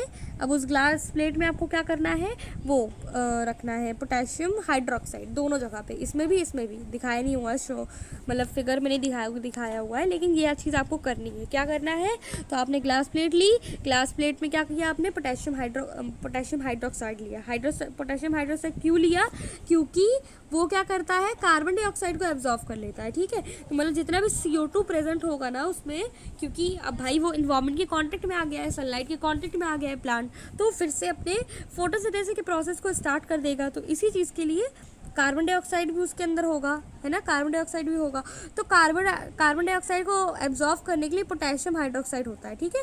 तो इसी चीज़ के लिए हमने क्या किया है, ग्लास प्लेट में पोटेशियम हाइड्रोक्साइड दोनों जगह पे रख दिया, यहाँ पे शो नहीं है, ठीक है। Now cover both plants with separate bail jars. अब दोनों को बेल जार्स में, ये बेल जार्स है तो इसमें इसको कवर कर देना है, ठीक है। Now use Vaseline to seal the bottom of the jars to the glass plates as that the setup in airtight. तो एयर टाइट में सेटअप करने के लिए हमें क्या करना है, यहाँ पे क्या लिखा था, वैसलीन से हमें इस पूरे मतलब ये जो सील कर देना एकदम अच्छे से वैसलीन के थ्रू, तो हमें इसको अच्छी तरीके से सील कर देना है ताकि एयर टाइट हो जाएगी, ठीक है, जिससे पोटेशियम हाइड्रोक्साइड वर्क कर सके और कार्बन डाइऑक्साइड को एब्जॉर्ब कर सके। अब आप देखोगे तो keep the plant in sunlight for about 2 hours। तो अब इसके बाद आपको क्या करना है, 2 घंटे के लिए जो ये जो प्लांट्स हैं इसको आपको कहाँ रख देना है, सनलाइट पे रख देना है। Pluck a leaf from each plant. अब हर दोनों प्लांट में से आपको क्या करना है, एक लीफ को प्लग करना है और उसमें से स्टार्च की प्रेजेंस को देखना है। स्टार्च की प्रेजेंस हम लोग कैसे देखते हैं, आपको पता है ना, आयोडीन सॉल्यूशन में डिप करके। तो आयोडीन सॉल्यूशन में अगर आप डिप करोगे और कहीं पे भी अगर ब्लू ब्लैक कलर आ गया तो समझ लो वहाँ पे स्टार्च है, और अगर ब्लू ब्लैक कलर नहीं आया तो स्टार्च नहीं है। तो अबव एक्टिविटी में आपको यही एक्सप्लेन किया गया था कि आप देख पाओगे इसमें क्या हुआ था कि आयोडीन सॉल्यूशन ने कहाँ वर्क किया, केवल इस पार्ट में। क्यों, क्योंकि यहाँ पे स्टार्च प्रेजेंट था, और स्टार्च कहाँ प्रेजेंट होता है, जहाँ पे फोटोसिंथेसिस का प्रोसेस हुआ हो। और आप देख पा रहे हो इसी पार्ट में ग्रीन प्लांट्स थे, मतलब ग्रीन कलर था, मतलब क्लोरोफिल था। तो इससे आपको क्या पता चला कि क्लोरोफिल था प्लांट में। तो क्लोरोफिल से क्या हुआ, क्लोरोफिल था प्लांट में, तो देखो हाँ, तो प्लांट में क्या था, क्लोरोफिल प्रेजेंट था, उससे हमने बहुत सारा प्रोसेस किया। एट लास्ट इसमें स्टार्च भी प्रेजेंट था, जहाँ पे क्लोरोफिल होगा वहाँ पे स्टार्च प्रेजेंट होगा, क्योंकि वहाँ पे फोटोसिंथेसिस का प्रोसेस हो रहा होगा। अब आप इसको जब आयोडीन सॉल्यूशन में डिप करोगे तो उससे आपको क्या पता चलेगा कि किसी जगह पे स्टार्च है कि नहीं। तो आयोडीन सॉल्यूशन का वर्क देख लो क्या करता है वो, कि अगर आयोडीन सॉल्यूशन जो है, अगर उस पर डिप करने के बाद अगर एक जगह पर ब्लू ब्लैक कलर आ जाता है, इसका मतलब ये है कि वहाँ पे स्टार्च प्रेजेंट है। तो अगर आप देख पा रहे हो इसी पार्ट में, जिस पार्ट में क्लोरोफिल प्रेजेंट है उसी पार्ट में क्या है, ब्लू ब्लैक कलर हुआ है। इसका मतलब ये है कि जहाँ जो ग्रीन प्लांट्स होते हैं वहीं पे क्लोरोफिल मतलब स्टार्च प्रेजेंट होता है, वहीं पे फोटोसिंथेसिस का प्रोसेस होता है, वरना ये जो येलो पार्ट है यहाँ पे फोटोसिंथेसिस का प्रोसेस नहीं हो रहा है। तो अब समझ में आया आपको? आई थिंक आपको ये एक्टिविटी क्लियर हुई होगी, और अगर नहीं हुई तो आपके पास बहुत सारे ऑप्शंस हैं यूट्यूब में देखने के लिए, और आप मुझे कमेंट सेक्शन में बता भी सकते हो कि मैं एक रेफरेंस बुक से बनाऊँ कि ना बनाऊँ, ठीक है। हाँ, तो फिर क्या करना है हमें, इसमें लीफ को हमें क्या करना है, दोनों प्लांट में से निकालना है और स्टार्च के प्रेजेंट को चेक करना है इन दी अबव एक्टिविटी, ठीक है। तो कैसे अब स्टार्च के प्रेजेंट को चेक करोगे, आयोडीन सॉल्यूशन में। तो आयोडीन सॉल्यूशन में अगर वो कहीं में भी ब्लू ब्लैक कलर आ जाता है, इसका मतलब वहाँ पे स्टार्च प्रेजेंट है, नहीं आता तो स्टार्च प्रेजेंट नहीं है। So do both the leaves show the presence of the same amount of starch. तो क्या जो दोनों लीव्स होंगी, क्या ये सेम अमाउंट ऑफ स्टार्च आपको दिखाई देगा इसमें, ठीक है। तो आपको क्या यहाँ पे सेम अमाउंट ऑफ स्टार्च दिखाई देगा, तो आप कहोगे नहीं कि हाँ। तो ये सारी चीज़ें भाई यहाँ पे दी हुई नहीं है। और what can we conclude from this activity, तो इस एक्टिविटी से आपको क्या समझ में आएगा, तो ये आप मुझे बताना, तो मैं आपको इसको रेफरेंस से बता दूंगी। अभी नहीं बना रही हूँ मैं वीडियो अभी, क्योंकि हम एनसीईआरटी पढ़ रहे हैं, तो एनसीईआरटी में इतना गिवन नहीं है। तो अगर आपको कोई भी प्रॉब्लम हो एक्टिविटी में, यूट्यूब से आप सर्च ना कर पा रहे हो, तो मुझे बताओ, मैं रेफरेंस बुक से बनाऊँगी। Okay now, based on the two activities performed above, can we design an experiment to demonstrate that sunlight is essential for photosynthesis। तो इससे क्या हम ये समझ पा रहे हैं इन दोनों एक्टिविटीज से कि सनलाइट फोटोसिंथेसिस के बहुत ज़्यादा ज़रूरी है। क्यों, कैसे समझ पा रहे हैं, क्योंकि अगर आप देखो हर एक प्रोसेस में हम लोग सनलाइट का यूज़ कर रहे हैं, तो इससे हमें पता चल रहा है कि भाई सनलाइट हमारे लिए बहुत ज़्यादा ज़रूरी है। सनलाइट नहीं होगा तो फोटोसिंथेसिस नहीं होगा, है ना। दोनों प्रोसेस में हमने क्या किया, दोनों एक्टिविटी में हमने सनलाइट का यूज़ किया। So far we have talked about how autotrophs meet their energy requirements। हमने बहुत पहले देखा था कि autotrophs किस तरीके से अपनी एनर्जी रिक्वायरमेंट को फुलफिल करते हैं, but they also need other raw materials for building their body. Water use in photosynthesis taken up from the soil by the roots and terrestrial plants. तो क्या होता है, वो कुछ अदर रॉ मटेरियल्स भी यूज़ करते हैं अपनी बॉडी को बिल्ड करने के लिए। क्या क्या रॉ मटेरियल्स होते हैं वो, वाटर, जैसे कि वाटर हमें कहाँ से मिलता है, सॉइल से मिलता है, उनकी रूट्स में जो आता है, रूट से जो आता है टेरेस्ट्रियल प्लांट्स में। टेरेस्ट्रियल प्लांट्स वही प्लांट्स की बात की जा रही है। तो वाटर की भी उन्हें ज़रूरत होती है अपने फोटोसिंथेसिस के प्रोसेस को फुलफिल करने के लिए। तो other materials like nitrogen, phosphorus, iron and magnesium taken up from the soil, वो ये सारी चीज़ें भी, ये सारे सब्सटेंसेस भी क्या लेते हैं, सॉइल से लेते हैं, ठीक है। नाइट्रोजन क्या होता है, ये एक एसेंशियल एलिमेंट होता है synthesises of proteins and other compound. तो ये प्रोटीन को और दूसरे कंपाउंड्स को जो है ना एब्जॉर्व करने में बहुत ज़्यादा, सिंथेसाइज करने में बहुत ज़्यादा, इनटेक करने में बहुत ज़्यादा हेल्प करता है। कौन, नाइट्रोजन। तो ये सारी चीज़ें भी जो है ऑटोट्रॉफ्स लेते हैं, नाइट्रोजन, फॉस्फोरस, आयरन, मैग्नीशियम, तो ये सारी चीज़ें भी वो लेते हैं सॉइल से। तो this is taken up in the form of inorganic nitrates और नाइट्राइट्स। तो ये जो नाइट्रोजन होता है और ये सारी चीज़ें वो लेते हैं, तो वो एक नाइट्रेट्स या फिर नाइट्राइट्स के फॉर्म में वो लेते हैं, और it is taken up as organic compounds, या तो वो इनऑर्गेनिक कंपाउंड्स में लेते हैं, मतलब इनऑर्गेनिक सब्सटेंसेस में लेते हैं, जो कि नाइट्रेट्स और नाइट्राइट्स और नाइट्रेट्स हो गया, या फिर वो एक ऑर्गेनिक कंपाउंड्स में लेते हैं which have been prepare by bacteria, जो कि बैक्टीरिया प्रिपेयर करता है फ्रॉम एटमॉस्फेरिक नाइट्रोजन। जो एटमॉस्फेयर में जो नाइट्रोजन प्रेजेंट होता है, या तो वो वहाँ से नाइट्रोजन ले लेते हैं, या फिर वो कहाँ से लेते हैं, या तो वो नाइट्रेट्स और नाइट्राइट्स के फॉर्म में लेते हैं। तो नाइट्रोजन उन्हें 2 टाइप से मिलता है, नाइट्रोजन उन्हें 2 टाइप से मिलता है, जो कि क्या करता है, प्रोटीन को इनटेक करने में और दूसरे कंपाउंड को इनटेक करने में बहुत ज़्यादा हेल्पफुल होता है। तो वो नाइट्रोजन को लेते कहाँ से हैं, तो या तो वो एटमॉस्फेरिक नाइट्रोजन को यूज़ कर लेते हैं, जो हम ऑर्गेनिक मटेरियल कहेंगे, ठीक है, या तो वो क्या करते हैं, सॉइल में नाइट्राइट्स और नाइट्रेट्स प्रेजेंट हो, मतलब इनऑर्गेनिक सब्सटेंसेस नाइट्राइट्स और नाइट्रेट्स में इन the form of nitrates and nitrites में ले लेते हैं, ठीक है। तो ये सारी चीज़ें हो गई किसकी, हेटरोट्रॉफिक मतलब ऑटोट्रॉफिक न्यूट्रिशन की। अब हम लोग किसकी बात करेंगे, हेटरोट्रॉफिक न्यूट्रिशन की। सो क्या करूँ, दूसरे पार्ट में बताऊँ या फिर इसी पार्ट में कवर कर लें। चलिए, हेटरोट्रॉफिक न्यूट्रिशन है, इसको इसी पार्ट में कवर करते हैं, ठीक है। So each organism is adapted to, ये बहुत ज़्यादा मतलब ईजी होगा। तो each organism adapted to its environment, हर एक ऑर्गेनिज्म जो है इन्वायरमेंट से ही मतलब कॉन्टेक्ट में रहता है ना। तो the form of nutrition differs depending on the type and availability of food material as well as how it is maintain by the organism. तो जो फॉर्म होता है न्यूट्रिशन का ये अलग अलग होता है depending on the type and availability of food material as well as how it is obtained by the organism. किस तरीके से ऑर्गेनिज्म जो है वो फूड को इनटेक कर रहा है, खा रहा है, किस तरीके से उनके पास अवेलेबिलिटी फूड है कि भाई किसके पास फूड कम है, किन्हीं के पास फूड ज़्यादा है, कोई स्नैक्स आइटम खा रहा है, कोई न्यूट्रिशनल फूड खा रहा है। तो इस वजह से उनका जो न्यूट्रिशन होता है वो भी अलग अलग होता है। ठीक है, so for example whether the food source is a stationary such as grass, या तो फूड सोर्स उनका क्या हो सकता है, ग्रास हो सकता है, जैसे कि मतलब वो एनिमल्स का हो गया जो कि क्या होते हैं, हर्बीवोर्स होते हैं, या फिर जैसे कि डियर हो गए। और would allow for differences in how the food is assessed and what is the nutritive apparatus used by a cow and a loin। अब आप देखोगे डिफरेंसेस तो आपको दिखेंगे ही, काऊ क्या लेती है, लॉइन क्या लेता है, दोनों में डिफरेंसेस भाई, दोनों चीज़ अलग अलग लेती है। काऊ जो है ग्रीन ग्रास खाती है, लॉइन क्या खाता है, मीट खाता है। तो दोनों के डाइजेशन सिस्टम अलग होगी, न्यूट्रिशनल प्रोसेस अलग होगा। तो there is a range of strategies by which the food is taken in and use by the organism. तो एक ही स्ट्रैटेजी होगी है ना कि फूड को किस तरीके से लिया जाए और ऑर्गेनिज्म उसको एनर्जी डेवलप करने में यूज़ कर पाए। तो some organism break down the food material outside the body and then absorb it. तो कुछ ऑर्गेनिज्म क्या करते हैं, जो फूड मटेरियल्स होते हैं उनको कॉम्प्लेक्स से सिंपलर फॉर्म में क्या करते हैं, कन्वर्ट करते हैं और उसको फिर वो एनर्जी की फॉर्म में एब्जॉर्ब करते हैं। जैसे कि ह्यूमन बींग्स यही करते हैं ना, कॉम्प्लेक्स को सिंपलर में कन्वर्ट करके उसको अपनी बॉडी में एब्जॉर्ब करके यूज़ करते हैं। एग्जाम्पल्स जैसे कि फंगी हो गए, like bread moulds, yeast and mushrooms. तो ये सारे एग्जाम्पल्स हो गए, fungi, bread moulds, yeast, mushrooms. तो ये सारी चीज़ें मतलब ये सारे लोग क्या करते हैं हमारे तरह इस तरीके से कॉम्प्लेक्स को सिंपल में कन्वर्ट करते हैं। Others take in whole material and break it down inside their bodies, what can be taken in and broken depend on the body design and functions of other organ derive nutrition from plants और animals without killing them.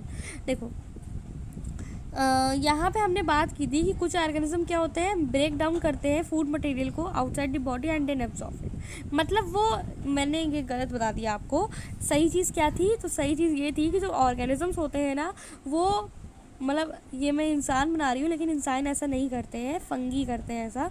तो अगर आप fungi को देखोगे तो वो क्या करता है, बाहर से जब वो फूड लेता है ना तो बाहर ही वो उसको सिंपल में कन्वर्ट कर देता है, बाहर अंदर जाने से पहले ही वो फूड को सिंपलर फॉर्म में कन्वर्ट कर देता है, तब वो खाता है। ठीक है, तब वो इनटेक करता है फूड का।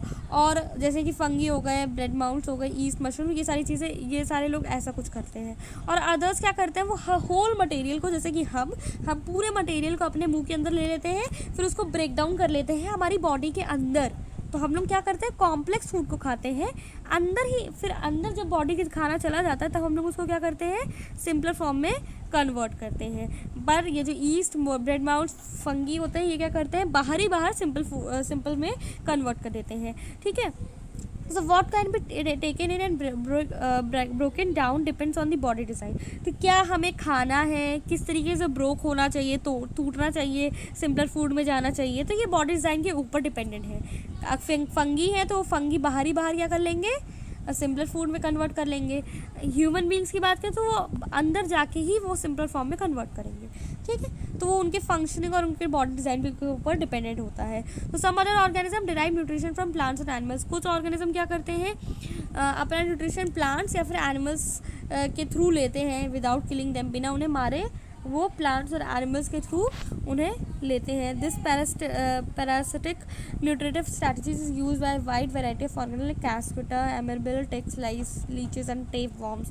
तो जो वॉर्म्स होते हैं पैरासिट, मतलब जो ज़मीन के अंदर होते हैं, तो इस तरीके से ही, और मतलब ये बस बताया जा रहा है, ये यहाँ से क्वेश्चंस नहीं आएंगे। तो इस मतलब इस पूरे के पूरे टॉपिक पे इतना ज़्यादा ध्यान देने की बिल्कुल ज़रूरत नहीं है। ठीक है, तो बहुत ज़्यादा बड़ी चीज़ यहाँ पे नहीं लिखी हुई है, जो पहले हमने पढ़ा बस वही चीज़ लिखी हुई है। तो हर एक लाइन को अगर हम लोग इतने अच्छे से एक्सप्लेन करने लग जाएंगे ना तो भाई हमें बहुत टाइम लग जाएगा फिर, है ना। तो अब चलो नेक्स्ट करते हैं। तो ये अब आता है यही, ये जो पैरा है बहुत ज़्यादा इंपॉर्टेंट पैरा है, और आपको जानते हो यहाँ पे अच्छे से दिया भी नहीं हुआ है, तो मैं सोच रही हूँ आपको ये रेफरेंस से पढ़ा दूँ क्या, समझ नहीं आ रहा है यार, बहुत टाइम लग जाएगा। चलो मैं आपको इसी से पढ़ाती हूँ और एनसीईआरटी से ही पढ़ाती हूँ। So how to organism obtain your nutrition. अब ऑर्गेनिज्म न्यूट्रिशन को किस तरीके से करते हैं, अब मैं आपको इस फिगर से अमीबा का न्यूट्रिशन बताती हूँ। अमीबा क्या है, एक सिंगल सेल्ड ऑर्गेनिज्म है। मैंने कहा क्या कहा था पहले, आपको बताया था ना बहुत पहले कि जो सिंगल सेल ऑर्गेनिज्म होते हैं वो साइटोप्लाज्म कह रही हूँ, सॉरी, जो सिंगल सेल्ड ऑर्गेनिज्म होते हैं वो क्या करते हैं, वो डिफ्यूजन के थ्रू अपने हर एक प्रोसेस को करते हैं। डिफ्यूजन के through high concentration to low concentration, मतलब अमीबा के अंदर वो चीज़ें चली जाती हैं जो उनको ज़रूरत होती है। अब सबसे पहले वो क्या होता है, उनके अंदर एक न्यूक्लियस प्रेजेंट होता है। अब समझ लो ये अमीबा है, इसके अंदर न्यूक्लियस प्रेजेंट है। अब क्या है, बाहर उसने क्या किया, फूड पार्टिकल को खाया, ये है फूड पार्टिकल रेड, ठीक है। इसको वो इनटेक करने वाला है। कैसे करेगा, तो जैसे ही फूड पार्टिकल अमीबा के पास आता है तो एक सीडोपोडिया होता है, तो ये इस तरीके का फिंगर लाइक स्ट्रक्चर बना देता है। दिख रहा है ना आपको फिंगर लाइक स्ट्रक्चर, तो इस तरीके से वो एक फिंगर लाइक स्ट्रक्चर बना देता है। किस चीज़ के लिए बना देता है, फूड को इनटेक करने के लिए। अब क्या करता है, सीडोपोडिया जैसे ही खुलता है तो फूड उसके अंदर चला जाता है, फिर फूड इस तरीके से बंध जाता है। ये जो अंदर हमने ऐसे किया था तो वो ऐसे तरीके से बंध जाता है। अब ये जो बंध जाता है उसके बाद जो फूड पार्टिकल है वो हमारा अंदर आ जाता है, और किसके थ्रू बनता है, तो उसको हम लोग कहते हैं फूड वैक्यूल। फूड वैक्यूल के अंदर फूड पार्टिकल चला जाता है। फिर आप देखोगे, फिर ये जो फूड है ये पूरे के पूरे पार्ट में क्या कर लेता है, स्प्रेड होके एनर्जी डेवलप कर लेता है। इस तरीके से अमीबा का वो होता है, ठीक है, मतलब पूरा का पूरा उनका न्यूट्रिशन प्रोसेस है ये। अब देखो इसको हम लोग एक बार अच्छे से समझ लेते हैं। ये तो मैंने आपको केवल ब्रीफ में बता दिया।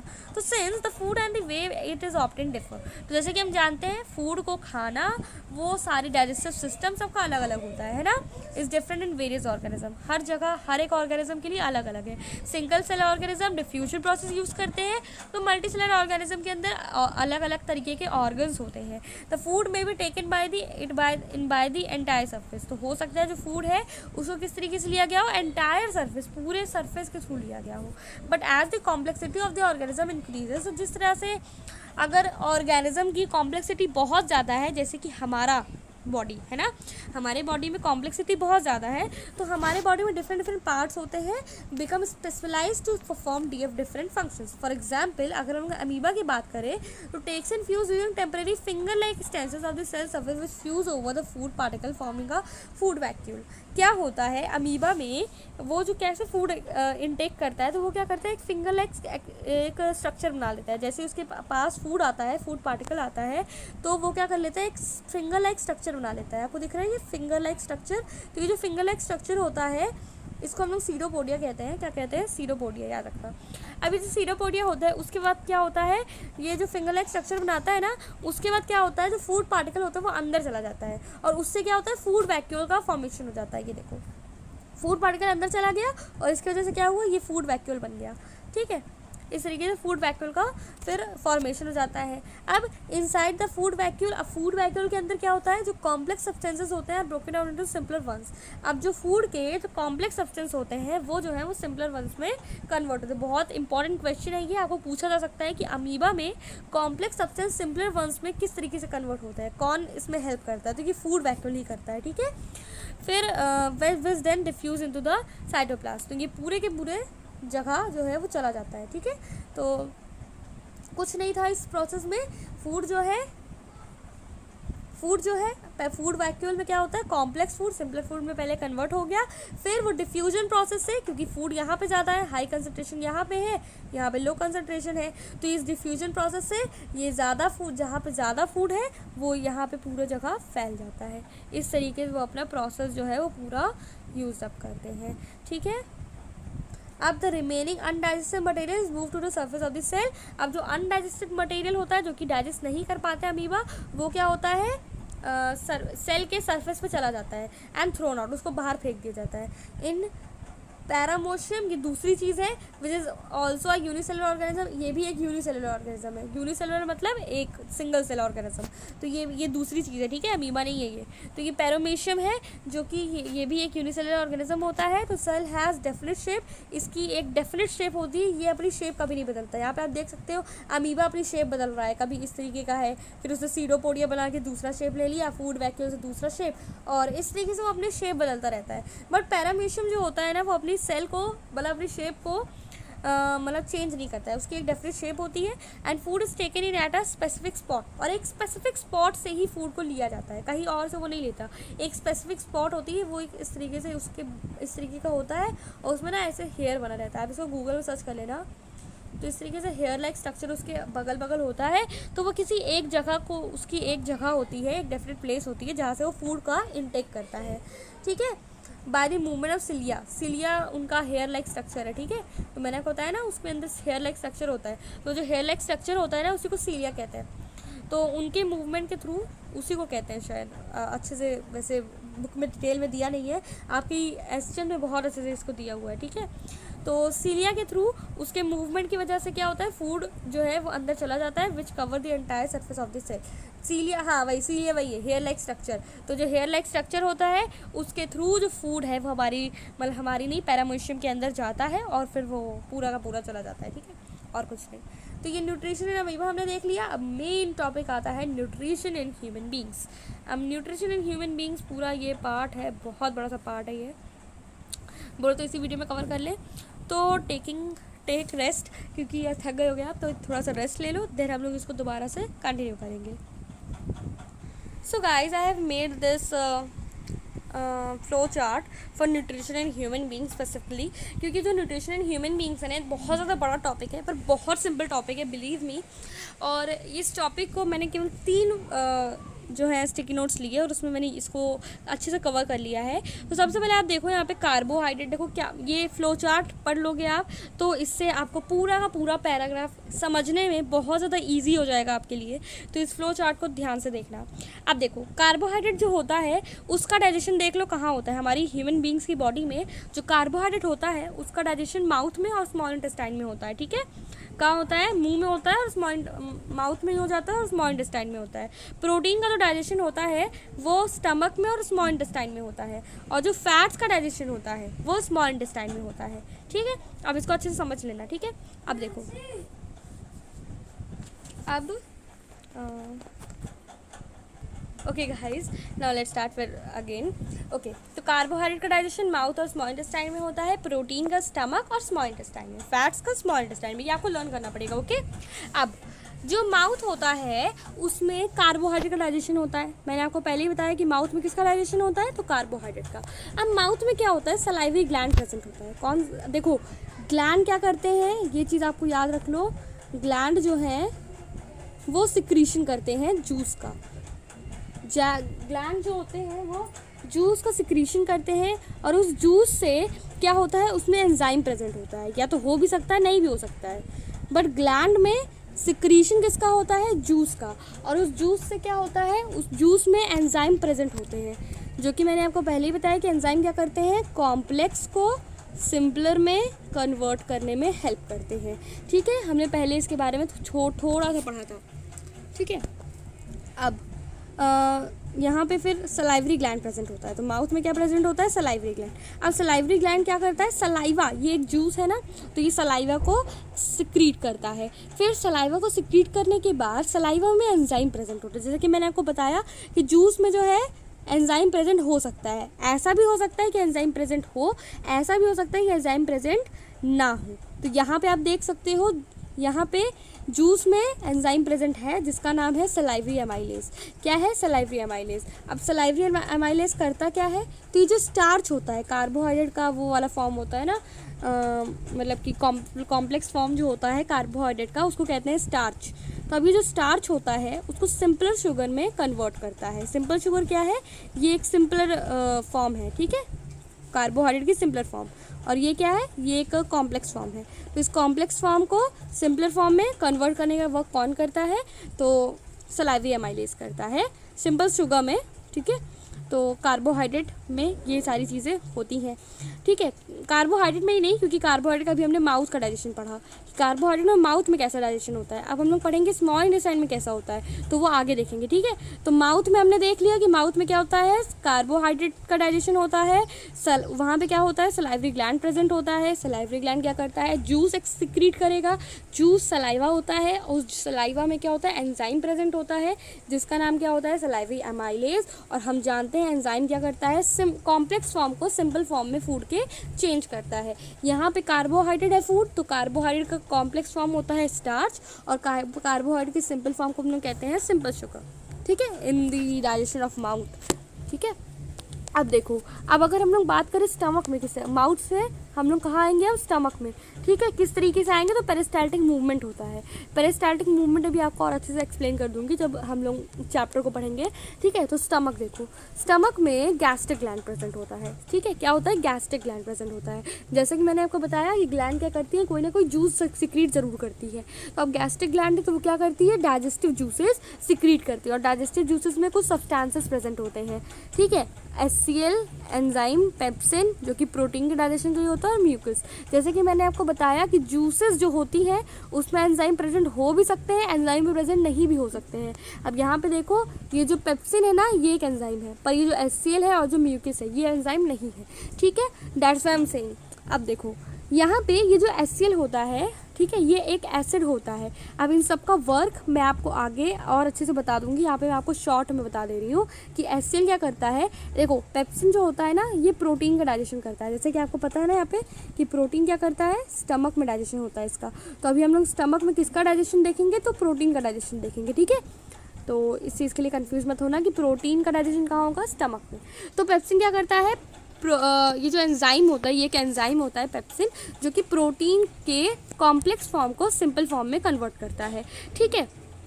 और इसकी हेल्प कौन करता है, HCl। HCl क्या करता है, एक एसिडिक मीडियम, हाइड्रोक्लोरिक एसिड, ये क्या करता है, ये एक एसिडिक मीडियम बना देता है, ठीक है। जिसकी वजह से क्या होता है, एंजाइम पेप्सिन अपना वर्क और अच्छे से कर पाता है। अगर ये HCl नहीं होगा ना, ये एसिडिक मीडियम नहीं बनाएगा, तो एंजाइम अपना वर्क नहीं कर पाएगा। ये जो पेप्सिन है ये प्रोटीन को कॉम्प्लेक्स फॉर्म के सिंपल फॉर्म में कन्वर्ट नहीं कर पाएगा विदाउट हेल्प ऑफ HCl। अब म्यूकस क्या करता है, तो म्यूकस क्या करता है, जो स्टमक की जो ये वाली वॉल होती है ना, स्टमक की जो इनर वॉल होती है, उसको जो है प्रिवेंट करता है, HCl से बचाता है। HCl क्या, ये एक एसिडिक मीडियम है ना, तो एसिड से हमारी स्किन में अगर एसिड जाएगा तो आप जानते हो हमारी स्किन में कैसा कलर हो जाएगा, है ना। हमारी स्किन का क्या होगा, अगर एसिड, अगर आप इससे बहुत अच्छे से जानते हो कि एसिड अगर हमारे स्किन में आएगा तो आपको पता है कि हमारी स्किन कैसी हो जाएगी। तो इसी वजह से म्यूकस जो होता है वो एक वॉल बना देता है स्टमक में, मतलब स्टमक के इनर वॉल को म्यूकस क्या करता है, प्रिवेंट कर लेता है एसिड से, हाइड्रोक्लोरिक एसिड से। तो मैंने क्या बताया कि स्टमक जो तो अब देखो, अभी तक हमने किसकी बात की, स्टमक की। स्टमक में किसका, प्रोटीन का डाइजेशन। अब आप देखोगे कि जो स्टमक होता है, ये अब फूड कहाँ चला जाएगा, स्मॉल इंटेस्टाइन में। स्टमक से होते हुए कहाँ जाएगा, फूड स्मॉल इंटेस्टाइन में चला जाएगा, ठीक। अब जो स्टमक होगा, स्टमक से फूड स्मॉल इंटेस्टाइन में गया, ये देखो फूड गया, तो अब ये किसके वजह से जाएगा, तो ये स्फिंक्टर मसल होते हैं जो कि रेगुलेट करते हैं, कंट्रोल करते हैं कि स्टमक जो है, स्टमक से फूड डायरेक्ट स्मॉल इंटेस्टाइन में जाए। तो ये काम किसका होता है, स्फिंक्टर मसल का। अब इसके बारे में और अच्छे से समझेंगे, ओके। अब जो स्मॉल इंटेस्टाइन, अब खाना कहाँ चला गया, स्मॉल इंटेस्टाइन में। अब स्मॉल इंटेस्टाइन में आप जान लो कि यहाँ पे एक कंप्लीट डाइजेशन हो जाता है, ठीक है। स्मॉल इंटेस्टाइन में कंप्लीट डाइजेशन हो जाता है। अब देखो, जो स्मॉल इंटेस्टाइन होती है ना, वो सिक्रीशन रिसीव करती है। सिक्रीशन मतलब जूसेस का सिक्रीशन रिसीव करती है। किसका सिक्रीशन रिसीव करती है, जो लीवर होता है और जो पैनक्रियाज होता है उसका सिक्रीशन रिसीव करती है। पहले वो खुद का ग्लैंड नहीं देती है, खुद के ग्लैंड से सिक्रीट नहीं करती है जूस। पहले वो क्या करती है, सिक्रीशन लेती है लीवर और पैनक्रियाज का। तो लीवर से वो बाइल जूस लेती है। ये जूस है भाई, मैंने आपको पहले ही बताया, ग्लैंड क्या करते हैं, जूस का ही सिक्रीशन करते हैं। और पैनक्रियाज जो है उससे वो जूस, पैनक्रियाटिक जूस का सिक्रीशन लेती है। अब आप देखोगे कि इनका सिक्रीशन लेने के बाद क्यों लेती है, आपको भी पता चलेगा। क्योंकि बाइल जूस जो होता है और जो पैनक्रियाटिक जूस होता है, ये बहुत ज़्यादा हेल्प करता है स्मॉल इंटेस्टाइन में फाइनल डाइजेशन करने के लिए। तो अब देखो, बाइल जूस क्या करता है, फर्स्ट वो एसिडिक टू एल्कलाइन, मतलब जो स्टमक से हमने जो नीचे लाया फूड, जो स्टमक से हमने जो स्मॉल इंटेस्टाइन में लाया फूड, अब आप जान रहे हो स्टमक में क्या था, हाइड्रोक्लोरिक एसिड। तो जो फूड होगा वो भी कैसा हो जाएगा, एसिडिक हो जाएगा। तो उस एसिडिक को एल्कलाइन मतलब कि बेसिक करने के लिए, एसिड को बेसिक करने के लिए कौन हेल्प करता है, बाइल जूस। बाइल जूस जो होता है वो एसिडिक फूड को एल्कलाइन में चेंज कर देता है। और ये एक और वर्क क्या करता है, वो लार्ज फैट ग्लोब्यूल्स, अगर आपने फैट को ईट किया है, जैसे कि मैंने आपको यहाँ पे बताया मैंने आपको यहाँ पे बताया ना कि फैट में किसका डाइजेशन होता है, स्मॉल इंटेस्टाइन का, मतलब स्मॉल इंटेस्टाइन में किसका डाइजेशन होता है, फैट का। तो फैट का डाइजेशन कहाँ से स्टार्ट होता है, तो बाइल जूस से। बाइल जूस क्या करता है, जो लार्ज फैट ग्लोब्यूल्स होते हैं ना, जो बड़े बड़े टुकड़े होते हैं फैट्स के, उसको जो है वो छोटे छोटे टुकड़ों में कन्वर्ट कर देता है। फिर मतलब कि इमल्सिफाइड फैट्स मतलब वही छोटे छोटे टुकड़ों में, ठीक है। तो बाइल जूस ने क्या क्या वर्क किया, एसिडिक जो कि स्टमक से आ रहा था फूड, उसको एल्कलाइन कर दिया, बेसिक कर दिया, और जो लार्ज फैट ग्लोब्यूल्स होते हैं, बड़े बड़े टुकड़े जो होते हैं, उसको स्मॉल में कन्वर्ट कर दिया, जिसको हम लोग इमल्सिफाइड फैट्स कहते हैं, ठीक है। फिर अब देखो पैनक्रियाटिक जूस, जो कि पैनक्रियाज ग्लैंड जो होती है ना वो सिक्रीट करती है, वो क्या करता है, वो जो है उससे क्या निकलता है, ट्रिप्सिन, एक एंजाइम निकलता है पैनक्रियाटिक जूस से, जिसको हम लोग कहते हैं ट्रिप्सिन। बाइल जूस में कोई भी एंजाइम्स प्रेजेंट नहीं होते हैं, जैसे कि मैंने आपको बताया था जूस में एंजाइम्स प्रेजेंट हो ये इम्पॉर्टेंट नहीं है, तो बाइल जूस में कोई भी एंजाइम प्रेजेंट होते नहीं हैं, ठीक है। बट जो पैनक्रियाटिक जूस होता है उसमें एंजाइम प्रेजेंट होता है। क्या क्या एंजाइम प्रेजेंट होता है, एक का नाम है ट्रिप्सिन और एक का नाम है लिपेस, ये देखो लाइपेस लिपेस जो भी कहो, ठीक है। अब ये जो एंजाइम्स होते हैं, ट्रिप्सिन क्या करता है, वो प्रोटीन को और ज़्यादा ब्रेक डाउन कर लेता है। पहले तो वो स्टमक में ब्रेक डाउन होता है प्रोटीन, है ना, फिर स्टमक के बाद वो क्या कहाँ होता है, protein break down small intestine में। तो स्मॉल इंटेस्टाइन में क्या होता है, प्रोटीन फिर और क्या ब्रेक डाउन होता है पैनक्रियाटिक जूस के थ्रू। फिर लाइपेस क्या करता है, जो इमल्सिफाइड फैट्स थे उसको और ज़्यादा ब्रेक करता है, ठीक है। इमल्सिफाइड फैट्स को और ज़्यादा ब्रेक करता है, जो इमल्सिफाइड फैट्स यहाँ पे मिले थे ना बाइल जूस के थ्रू, उसको और ज़्यादा ब्रेक डाउन करने का काम कौन करता है, लाइपेस। अब स्मॉल इंटेस्टाइन का मेन वर्क क्या करता है, वो जो प्रेजेंट ग्लैंड्स होती हैं स्मॉल इंटेस्टाइन में, जो भी ग्लैंड्स प्रेजेंट होती हैं, नाम नहीं बताया गया है आपके बुक में, तो जो भी हमारी बुक में मतलब कोई भी नाम नहीं बताया गया है, तो जो भी ग्लैंड्स प्रेजेंट होती हैं उससे क्या होता है, इंटेस्टिनल जूस निकलता है। इंटेस्टिनल जूस में क्या होता है, एंजाइम्स बहुत ज़्यादा प्रेजेंट होते हैं। इंटेस्टिनल जूस में ना बहुत ज़्यादा एंजाइम्स प्रेजेंट होते हैं, जिसकी वजह से जानते हो क्या होता है, जो प्रोटीन होता है वो एमिनो एसिड, मतलब ये जो प्रोटीन है ये कॉम्प्लेक्स फॉर्म में प्रेजेंट होता है, और ये एमिनो एसिड क्या होता है, सिंपलर फॉर्म में। तो ये जो प्रोटीन था इसके कॉम्प्लेक्स फॉर्म से सिंपलर फॉर्म में इसको कन्वर्ट कर देता है। जो कॉम्प्लेक्स कार्बोहाइड्रेट होता है उसको ग्लूकोज में कन्वर्ट कर देता है, ये इसका सिंपलर फॉर्म है। जो फैट्स होता है उसको फैटी एसिड और ग्लिसरॉल में कन्वर्ट कर देता है। फैटी एसिड और ग्लिसरॉल क्या है, तो ये सिंपलर फॉर्म है फैट्स का, ठीक है, सिंपलर फॉर्म है। तो ये लास्ट सिंपलर फॉर्म था, ठीक है। इसके आगे कोई प्रोसेस नहीं है डाइजेशन का, हाँ है, वो है ट्रांसपोर्टेशन का और एक्सक्रीशन का प्रोसेस है, ठीक है। तो ये सारी चीज़ें हो गई डाइजेशन प्रोसेस, ठीक है। तो इतनी ही चीज़ थी, इसको हम लोग अब जो हम लोग बुक से पढ़ेंगे ना, मुझे पता है अभी आपको अच्छे से क्लियर नहीं हुआ होगा, आई एम डैम श्योर आपको नहीं समझ में आया होगा अच्छे से, बट इसको जो हम लोग अपने NCERT में पढ़ेंगे तो हमें बहुत अच्छे समझ में आ जाने वाला है। चलो वो करते हैं। तो ये जो एक्टिविटी है ना, ये जो एक्टिविटी दी हुई है, ये हमें तब समझ में आएगी, वैसे अभी भी आ जाएगी, पर ये हम लोग तब समझ में आएगी जब हम लोग इस न्यूट्रिशन ह्यूमन बीइंग्स को कवर कर लेंगे, ठीक है। तो इसके लिए हम लोग थोड़े से बाद में पढ़ेंगे, ठीक है। तो we eat various types of food which has to pass through the same digestive tract. तो हम लोग तरह तरह का फूड खाते हैं जो कि एक ही डाइजेस्टिव ट्रैक्ट से निकलता है, यही डाइजेस्टिव ट्रैक्ट होती है, इसी डाइजेस्टिव ट्रैक्ट से ये पूरा डाइजेस्टिव ट्रैक्ट सेम होता है, और इसी से क्या होता है, फूड जो है वो हमारी बॉडी में डाइजेशन करता है। Now naturally the food has to be Naturally, the food has to be processed to generate particles which are small and of the same texture. तो नेचुरली अगर आप देखो तो फूड जो होता है वो क्या हो जाता है, एक स्मॉल पार्टिकल्स में आ जाता है जो कि एक ही टेक्सचर के आ जाते हैं, ठीक है। जैसा भी आप, मतलब कहने का मतलब यही है कि जैसा भी आप फूड खा रहे हो, ठीक है, जैसा भी फूड आप इनटेक कर रहे हो, तो उसके इनटेक के बाद वो जब एकदम जब वो डाइजेशन हो जाता है, उसका कंप्लीट डाइजेशन, तब वो जो एक ही तरीके का हो जाता है, सेम टेक्सचर का, और स्मॉल स्मॉल हो जाता है, ठीक है। This is achieve by crushing the food. तो ये किस तरीके से होता है, हमारे टीथ में जब हम लोग जब हम लोग क्रश करते हैं फूड को, तो एक ही तरीके का हो जाता है ना। तो since the lining of the canal is soft, तो जो कैनल की जो लाइनिंग होती है, ये जो एलिमेंट्री कैनल है, एलिमेंट्री कैनल क्या होती है, तो यही स्ट्रक्चर है, ठीक है। तो अभी जो एलिमेंट्री कैनल होती है बहुत ज़्यादा सॉफ्ट होती है, क्या होती है, सॉफ्ट होती है। The food is also wetted to make it passage smooth, और जो फूड है वो भी गीला हो चुका होता है हमारे सलाइवा के थ्रू, जिससे वो और अच्छे से स्मूथली जो है वो हमारी बॉडी के अंदर वो एलिमेंट्री कैनल से गुजर सकता है, और ईसोफेगस मतलब कि फूड पाइप से भी गुजर सकता है क्योंकि वो बहुत ज़्यादा स्मूथ हो जाता है। तो when we eat something we like our mouth waters, जब भी हम लोग कुछ खाते हैं तो हमारा मुंह जो है वो एकदम पानी पानी हो जाता है। तो this actually not only water, तो ये केवल पानी नहीं होता है but a fluid called saliva. तो ये सलाइवा होता है जो कि जो है सलाइवरी ग्लैंड सिक्रीट करती है, पहले ही बताया मैंने। तो another aspect of the foods we ingest in its complex nature, तो ये भी चीज़ है कि वो क्या होता है, कॉम्प्लेक्स नेचर में होता है। जो भी हम लोग फूड खाते हैं वो कॉम्प्लेक्स फूड होता है, ठीक है। तो if it is to be absorbed from the alimentary canal, तो अगर हमारी एलिमेंट्री कैनल के थ्रू अगर हमें उस जो कॉम्प्लेक्स फूड है अगर उसको हमें एनर्जी के रूप में हमारे अपनी बॉडी में एब्जॉर्ब कराना है तो हमें क्या करना पड़ेगा, उस कॉम्प्लेक्स फॉर्म को सिंपलर फॉर्म में कन्वर्ट करना पड़ेगा। तो it has to be broken down to simpler forms, तो हमें सिंपलर मॉलिक्यूल्स में को कवर करना ही पड़ेगा। This is done with the help of biological catalyst. तो कॉम्प्लेक्स फॉर्म से सिंपलर फॉर्म में कन्वर्ट करने का फूड को क्या काम होता है, मतलब कॉम्प्लेक्स फूड को सिंपलर फूड में कन्वर्ट करने का कौन काम करता है, तो एंजाइम्स जो प्रेजेंट होते हैं, एंजाइम्स कहाँ प्रेजेंट होता है, तो जूस में, है ना। तो जो एंजाइम्स प्रेजेंट होते हैं बायोलॉजिकल कैटलिस्ट वो हेल्प करते हैं।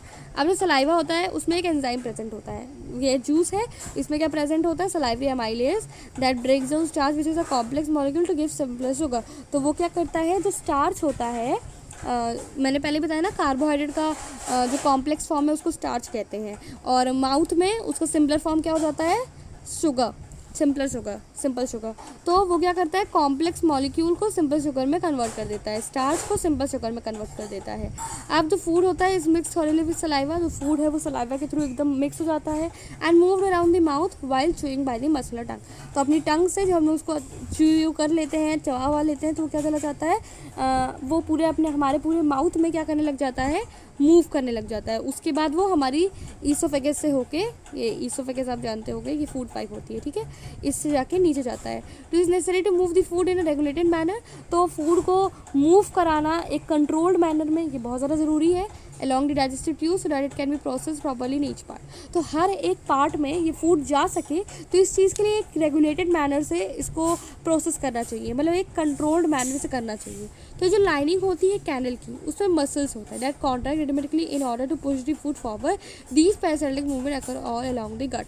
तो ये जो ईसोफेगस होता है ना, जब आप इसमें आप फूड डालोगे, आप देखते होगे जब आप पानी पीते हो तो आपका जो नेक होता है ना, ये नेक साइड वाला एरिया जो होता है उसमें आपको कुछ मूवमेंट दिखाई देता है ना, वो इस तरीके से फूल जाता है ना। तो ये जो मूवमेंट होता है ना इसको हम लोग पेरिस्टाल्टिक मूवमेंट कहते हैं। तो ये हमारी केवल ईसोफेगस में नहीं होता, केवल ये फूड पाइप में नहीं होता, बल्कि जहाँ जहाँ फूड जाता है, जहाँ जहाँ फूड होके जाता है वहाँ वहाँ आपको क्या दिखता है, ये पेरिस्टाल्टिक मूवमेंट। भले ही आपको शो नहीं होता, विजिबली नहीं होता, वो विजिबली मूवमेंट नहीं होता, विजिबल मूवमेंट नहीं होता, पर तब भी वो होता है। So from the mouth the food is taken to the stomach through the food pipe और esophagus। तो माउथ से क्या होता है, जो फूड होता है वो स्टमक तक जाता है, ठीक है, थ्रू दी फूड पाइप और ईसोफेगस, फूड पाइप के थ्रू। नाउ द स्टमक जो होता है वो एक लार्ज ऑर्गन होता है which is expands when food enters it. तो वो भी क्या करता है, एक्सपैंड करता है। जैसे कि हमने देखा कि फूड पाइप भी एक्सपैंड करती है, फूड आया तो फूड एक्सपैंड किया, फिर हमने ऐसे फूड इधर आया तो वो फिर एक्सपैंड किया। फूड पाइप के जैसे ही जो हमारा स्टमक होता है वो भी एक्सपैंड करता है जब फूड आता है, तो पेरिस्टाल्टिक मूवमेंट होता है वहाँ पे भी, ठीक है। अब जो स्टमक होता है, फिर the muscular walls of the stomach helps in mixing the food thoroughly with more digestive juices. अब जो मस्कुलर वॉल्स होती हैं स्टमक की, वो क्या करती हैं, फूड को डाइजेस्ट करने में बहुत ज़्यादा हेल्प करती हैं, ठीक है, विथ मोर डाइजेस्टिव जूसेस। तो डाइजेस्टिव जूसेस के थ्रू जो स्टमक होती हैं, स्टमक में मतलब गैस्ट्रिक ग्लैंड ये लिखा हुआ है, स्टमक में गैस्ट्रिक ग्लैंड प्रेजेंट होता है, उसमें डाइजेस्टिव जूसेस प्रेजेंट होते हैं। अब वो जो डाइजेस्टिव जूसेस होते हैं ना, वो क्या करते हैं, वो सब्सटेंसेस को सिक्रीट करते हैं, जो कि होती हैं hydrochloric acid, HCl, hydrochloric acid, a protein digestive enzyme जो कि प्रोटीन को डाइजेस्ट करती है, दैट इज पेप्सिन, और म्यूकस, ठीक है, मैंने आपको पहले ही बताई ये सारी चीज़ें, ठीक है। अब जो हाइड्रोक्लोरिक एसिड होता है वो एक एसिडिक मीडियम बना देता है, तो ये एसिडिक मीडियम बना देता है जो कि एंजाइम पेप्सिन की बहुत ज़्यादा हेल्प करता है। मैंने पहले ही बताया पेप्सिन वर्क नहीं कर पाएगा, पेप्सिन जो होगा वो प्रोटीन कॉम्प्लेक्स से सिंपलर में नहीं चेंज कर पाएगा जब तक उसकी हेल्प HCl नहीं करेगा, हाइड्रोक्लोरिक एसिड नहीं करेगा। उसके एसिडिक मीडियम जब वो बनाएगा तभी वो पेप्सिन जो है वो वर्क कर पाएगा। What other function do you think is served by the acid? Acid और क्या करता है, हाइड्रोक्लोरिक एसिड और क्या करता है पता है आपको? ये बैक्टीरिया, फूड में जितने भी बैक्टीरिया हमारे माउथ से होकर जो फूड में जो बैक्टीरिया प्रेजेंट हो जाते हैं कभी कभी, तो उस बैक्टीरिया को भी किल कर लेता है हाइड्रोक्लोरिक एसिड। ओके, तो ये आपकी रेफरेंस पे दिया हुआ था। अब the mucus protects the inner lining of the stomach. अब म्यूकस क्या करता है, वो मैंने पहले बताया कि HCl को HCl के जो एसिडिक मीडियम, मतलब HCl में क्या होता है, एसिड प्रेजेंट होता है, तो इस एसिड से जो स्टमक की वॉल है ना उसको प्रिवेंट करता है। कौन? म्यूकस। तो म्यूकस जो होता है वो inner lining of the stomach को प्रेजेंट करता है from the action of the acid, acid के एक्शन से under normal conditions. Okay, now we have often heard adult complaining about acidity. हमने बड़ों को देखा है ना कि वो एसिडिटी के लिए कंप्लेन करते रहते हैं, एसिडिटी हो गई है ना, ये सारी चीज़ें। तो क्या हम इस चीज़ को ऊपर जो भी हमने पढ़ा हाइड्रोक्लोरिक एसिड के बारे में, तो क्या हम इससे कंपेयर कर सकते हैं? बिल्कुल कर सकते हैं। तो अगर हाइड्रोक्लोरिक एसिड की मात्रा हमारी बॉडी में ज़्यादा हो जाती है ना, तो यही चीज़ एसिडिटी में कन्वर्ट हो जाती है। ठीक है, यही चीज़ है एसिडिटी। अब the exit of food from the stomach is regulated by sphincter muscle. मैंने आपको पहले बताया कि स्टमक से, ये स्टमक, तो अब ये जो स्टमक है इससे ये जो स्मॉल इंटेस्टाइन में जो फूड जाता है, तो इसकी हेल्प कौन करता है? Sphincter muscle. स्फिंक्टर मसल जो रेगुलेट करता है, कंट्रोल करता है फूड को स्टमक से स्मॉल इंटेस्टाइन में जाने के लिए, है ना, small intestine. Now from the stomach the food now enters the small intestine. अब स्टमक से फूड कहाँ जा चुका है? स्मॉल इंटेस्टाइन में जा चुका है। तो ये जो स्मॉल इंटेस्टाइन होता है ये लॉन्गेस्ट पार्ट होता है, ये आपको याद रखना है, जो कि एलिमेंट्री कैनल में बहुत ज़्यादा एक कॉम्पैक्ट स्पेस लेता है बिकॉज ऑफ एक्सटेंसिव फॉइलिंग। तो बहुत ज़्यादा, देखो जो स्मॉल इंटेस्टाइन होता है सबसे लॉन्गेस्ट पार्ट होता है एलिमेंट्री कैनल का, जिसको हम लोग एक छोटे से पार्ट में फिक्स कर लेते हैं। ठीक है, एक कॉइलिंग फॉर्म में, मतलब एक मोड़ने वाले फॉर्म में, एक सर्कल वाले फॉर्म में हम इसको कॉम्पैक्ट स्पेस देके, एक छोटा सा स्पेस देके हम लोग इसको फिट करते हैं अपनी बॉडी में। ठीक है, ये बहुत बड़ा होता है, लॉन्गेस्ट पार्ट होता है कहने का मतलब। ठीक है, हाँ, तो इसको हम लोग फिट करते हैं ऐसे जैसे तैसे। ठीक है, now the length of the small intestine differs in various animals. तो ये जो स्मॉल इंटेस्टाइन की जो लेंथ होती है ना, ये अलग अलग होती है डिफरेंट एनिमल्स की, डिपेंड ऑन द फूड दे ईट। तो उनके फूड के ऊपर डिपेंडेंट होता है कि किसी भी एनिमल की जो स्मॉल इंटेस्टाइन है वो कितनी लंबी होगी। तो हर्बीवोरस एनिमल्स जो होते हैं, जो कि ग्रास खाते हैं, उन्हें एक लॉन्गर स्मॉल इंटेस्टाइन की ज़रूरत पड़ती है। क्योंकि to allow the cellulose to be digested, क्योंकि सेलुलोज ना बहुत आसानी से डाइजेस्ट नहीं होता, बहुत ज़्यादा उसमें डाइजेशन के लिए बहुत ज़्यादा, मतलब बहुत ज़्यादा वर्क करना पड़ता है, डाइजेशन उसका सिंपल नहीं होता है। तो ये ग्रास जो होता है, ग्रास में जो है सेलुलोज प्रेजेंट होता है और सेलुलोज ईजी टू डाइजेस्ट नहीं होता है। तो इस वजह से सेलुलोज के डाइजेशन के लिए जो स्मॉल इंटेस्टाइन है वो लॉन्गर हो जाती है, बड़ी हो जाती है। ठीक है, बड़ी होती है वहाँ पे, तो लॉन्गर स्मॉल इंटेस्टाइन लॉन्गर होती है। ठीक है, और जो मीट होता है ना वो डाइजेस्ट करने के लिए बहुत ज़्यादा ईजी होता है। इस वजह से जो कार्निवोर्स होते हैं जैसे कि टाइगर्स, तो उनकी एक शॉर्ट स्मॉल इंटेस्टाइन होती है। ठीक है, तो जिनका जैसे कि जो ग्रास खा रहे हैं तो वो कौन होंगे, उनकी जो स्मॉल इंटेस्टाइन होगी वो लंबी होगी, क्योंकि इसमें सेलुलोज होता है और सेलुलोज क्या होता है, डाइजेस्ट करने के लिए ईजी नहीं होता है, not easy to digest. Now the small intestine is the site of the complete digestion of the carbohydrate, protein and fat. Small intestine में सबका डाइजेशन होता है, समझ? ओके, तो स्मॉल इंटेस्टाइन में कार्बोहाइड्रेट, प्रोटीन, फैट, सबका एकदम लास्ट डाइजेशन हो जाता है। अब देखो, it receive the secretion of the liver and pancreas for this purpose. अब देखो, विजुलाइज कराते हैं। तो ये जो लीवर है, ये आप लीवर देख पा रहे हो, और ये जो लीवर और क्या पैनक्रियाज, ये देखो ये जो पैनक्रियाज है। अभी जो लीवर और ये जो पैनक्रियाज होता है, इसका सिक्रीशन कौन रिसीव करता है? Small intestine. इसका सिक्रीशन रिसीव करता है स्मॉल इंटेस्टाइन। इस is side of the complete, हाँ यहाँ पे, तो सिक्रीशन रिसीव क्या करता है? सिक्रीशन, तो बाइल जूस और pancreatic juice. The food coming from the stomach is, अब जो फूड आता है स्टमक से इज एसिडिक। और जो फूड से जो भाई जो स्टमक, मतलब जो स्टमक से, ये जो स्टमक से फूड आता है वो HCl के वजह से एसिडिक होता है। तो उसको जो है एल्कलाइन बनाने के लिए, मतलब बेसिक बनाने के लिए कौन हेल्प करता है? Bile juice.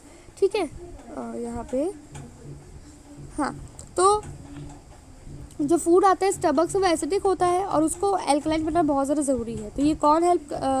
पैनक्रियाटिक एंजाइम्स के लिए। तो पैनक्रियाटिक एंजाइम्स जो होते हैं ना, तो वो वर्क कर सके इस वजह से एसिडिक को मीडियम में कन्वर्ट करना पड़ेगा भाई। जो पैनक्रियाटिक एंजाइम्स होते हैं तो उनके वर्क सही से वर्क करने की वजह से, उनको सही से वर्क करना है भाई, तो इस वजह से जो एसिडिक होता है ना फूड, उसको एल्कलाइन बनाना, बेसिक बनाना बहुत ज़्यादा ज़रूरी है। तो वो कौन करता है? Bile juice from the liver, जो लीवर से जो बाइल जूस आता है वो इस चीज़ को करता है, और वो फैट्स के ऊपर भी एक्ट करता है। क्या करता है? वो जो फैट्स प्रेजेंट होते हैं ना हमारे इंटेस्टाइन में, वो लार्ज ग्लोब्यूल्स जो बहुत बड़े बड़े टुकड़ों में प्रेजेंट होते हैं, तो वो क्या करता है? Which it make it difficult for enzymes to act. तो इसकी वजह से क्या होता है? वो बड़े बड़े टुकड़ों में एंजाइम्स अच्छी तरीके से वर्क नहीं कर पाते हैं। इस वजह से क्या होता है? जो बाइल सॉल्ट्स होते हैं ना, वो उसको स्मॉलर ग्लोब्यूल्स में, फैट के जो बिग बड़े बड़े लार्जर ग्लोब्यूल्स हैं उसको स्मॉलर ग्लोब्यूल्स में कन्वर्ट करता है, increasing the efficiency of enzyme action, ताकि एंजाइम जो है वो अपना एक्शन जो है वो और अच्छे तरीके से कर पाए। This is similar to the emulsifying action on. तो चलो ये लाइन देखने की बिल्कुल ज़रूरत नहीं है आपको, क्योंकि ये जो लाइन है ना ये आपकी चैप्टर 4 के लिए है, तो बिल्कुल ज़रूरत नहीं है। तो पैनक्रियाज सिक्रीट्स पैनक्रियाटिक जूस। अब हमने किसकी बात की? बाइल जूस की। तो अब पैनक्रियाज की बात करते हैं। तो पैनक्रियाज एक ग्लैंड है जो कि क्या करता है? पैनक्रियाटिक जूस को सिक्रीट करता है।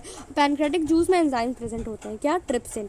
ट्रिप्सिन क्या करता है? प्रोटीन को डाइजेस्ट कर देता है, और जो लाइपेज होता है वो जो एमल्सिफाइड फैट्स है उसको और ज़्यादा ब्रेक डाउन करता है।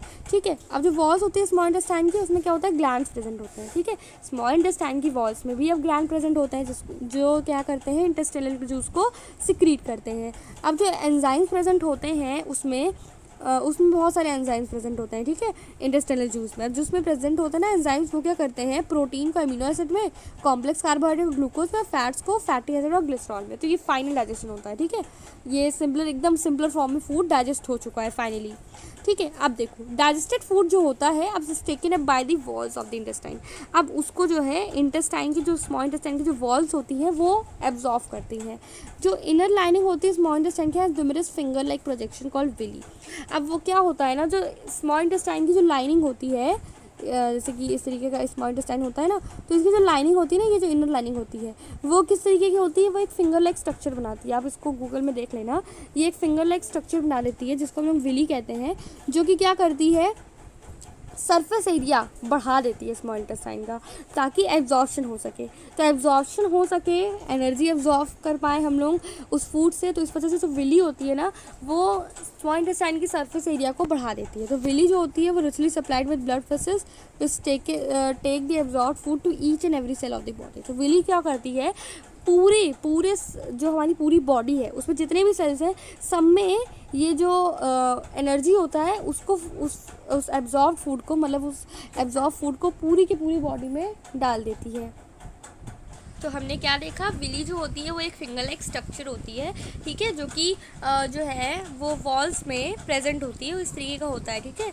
इस तरीके का वो एक स्ट्रक्चर बना देती है, मतलब ये पूरा गोल नहीं रहेगा, इस तरीके का गोल गोल गोल गोल, मतलब एक फिंगर लाइक स्ट्रक्चर इस तरीके का बना देती हैं। तो इसकी वजह से क्या होता है ना, जो वो जो जगह होती है ना वो बढ़ जाती है स्मॉल इंटेस्टाइन की, या फिर कहीं और पे भी जगह बढ़ जाती है। तो ये जो विली होती है ना, ये क्या करती है?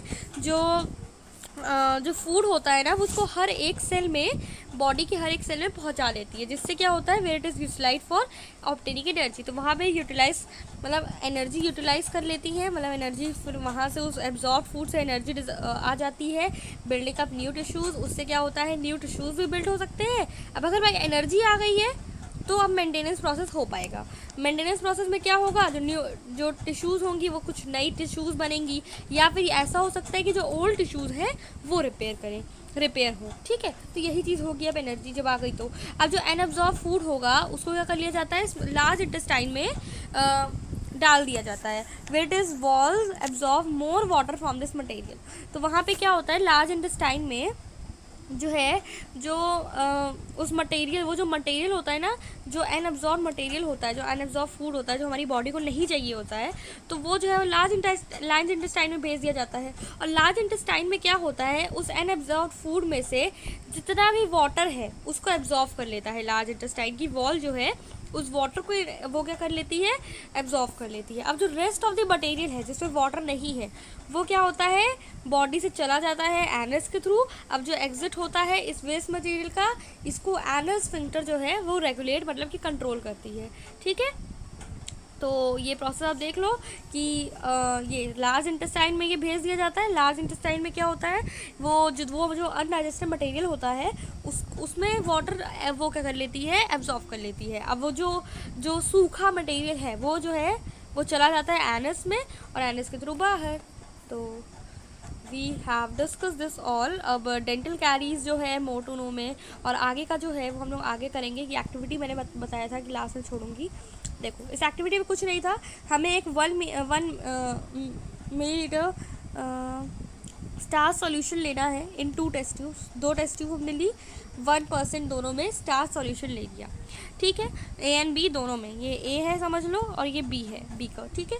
अब add 1 millilitre saliva to test tube.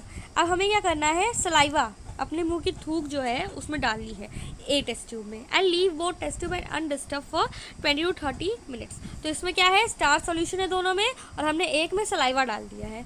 अब क्या करना है, now add a few drops of dilute iodine solution to the test tubes. अब हमें क्या करना है, आयोडीन सॉल्यूशन डालना है। आयोडीन सॉल्यूशन आप जानते हो क्या होता है, स्टार्च क्या हो जाता है, वो ब्लू ब्लैक कलर में आ जाता है, ठीक है। तो in which test tube do you observe a colour change. तो आपको कलर चेंज कहाँ दिखेगा, ब्लू ब्लैक कलर कहाँ दिखेगा। तो what does this indicate about the presence or absence of the starch in the test tubes. What does this tell us about the action of saliva on starch। तो यहाँ पे आप देखोगे कि saliva जहाँ पे गई थी, सलाइवा वहाँ पे जहाँ पे गई थी वहाँ पे जो स्टार्च होगा ना, वो वैसे ये मैं नहीं बताऊँगी, ये आप मुझे बताओगे। मैंने अभी आपको बता दिया है कि सलाइवा क्या वर्क करती है ना। सलाइवा स्टार्च को किस फॉर्म में चेंज करती है, आपको मैंने ये भी बताया है कि सलाइवा किस फॉर्म, स्टार्च की किस फॉर्म, मतलब स्टार्च की फॉर्म को किस में चेंज कर देती है, तो ये भी मैंने आपको बताया है। और भी मैंने आपको फ्लो चार्ट भी दिया था, उसके थ्रू भी मैंने आपको बताया है। तो ये एक्टिविटी के जो लास्ट ऑब्जर्वेशन है, तो ये हमें एक्शन ऑफ सलाइवा के बारे में क्या बता रही है स्टार्च के ऊपर। तो ये क्वेश्चन मैंने आपके लिए छोड़ा हुआ है। अगर आपको समझ नहीं आ रहा है तो मुझे बताना कमेंट सेक्शन में, और अगर आ रहा है तो मुझे आंसर दो, लेट मी नो कि आपको कितना समझ में आया। वैसे तो दे लोगे आप आंसर, उतना डिफ़िकल्ट नहीं था, और हमने बहुत सारा पार्ट कवर कर लिया भाई इस वीडियो में, और वीडियो तो भाई बड़ी लंबी हो गई है। सो मैं जा रही हूँ इस वीडियो को एंड करने। और please please please guys, if you have any problem let me know in the comment section. और बहुत ज़्यादा मेहनत लगी है इस वीडियो को बनाने के लिए। मैंने मतलब ब्रेक लिया है तो 1-2 मिनट का ब्रेक लिया होगा, और वीडियो जो है वो कंटिन्यूसली चलती रही है। मैंने कहीं पे भी 1 घंटे बाद 2 घंटे बाद रुक के नहीं किया है, लगातार मेरी वीडियो बनाई है। कुछ मिनट्स का ब्रेक लिया है बस, तो उसी के लिए लाइक कर देना और समझ में आया। और अगर आप अभी तक देख रहे हो इसका मतलब ये है कि आपको समझ में आया। तो thank you so for watching this video, this whole video. तो thank you for this video, thank you for watching this video. Now in the next part we will go for the, okay, तो हमें कहाँ से करना है next part पे, okay हमें dental caries पढ़ना है और ये रेस्पिरेशन प्रोसेस। तो ये प्रोसेस मुझे लग रहा है कि मैं अभी वीडियो नहीं बनाने के मूड में हूँ बिल्कुल भी। तो वीडियो में इस चीज़ के बारे में नहीं बताऊँगी। इलेक्ट्रिसिटी जो हम पिछले टॉपिक में, मतलब पिछले वीडियो में पढ़ रहे थे, आई थिंक मैं उसको कवर करूँगी। तो अभी मुझे नहीं सब पता कि मैं क्या बनाने वाली हूँ नेक्स्ट वीडियो, तो अब वो देखेंगे नेक्स्ट वीडियो में। और अगर आपको इसका पार्ट 2 चाहिए तो let me know in the comment section. Now bye bye.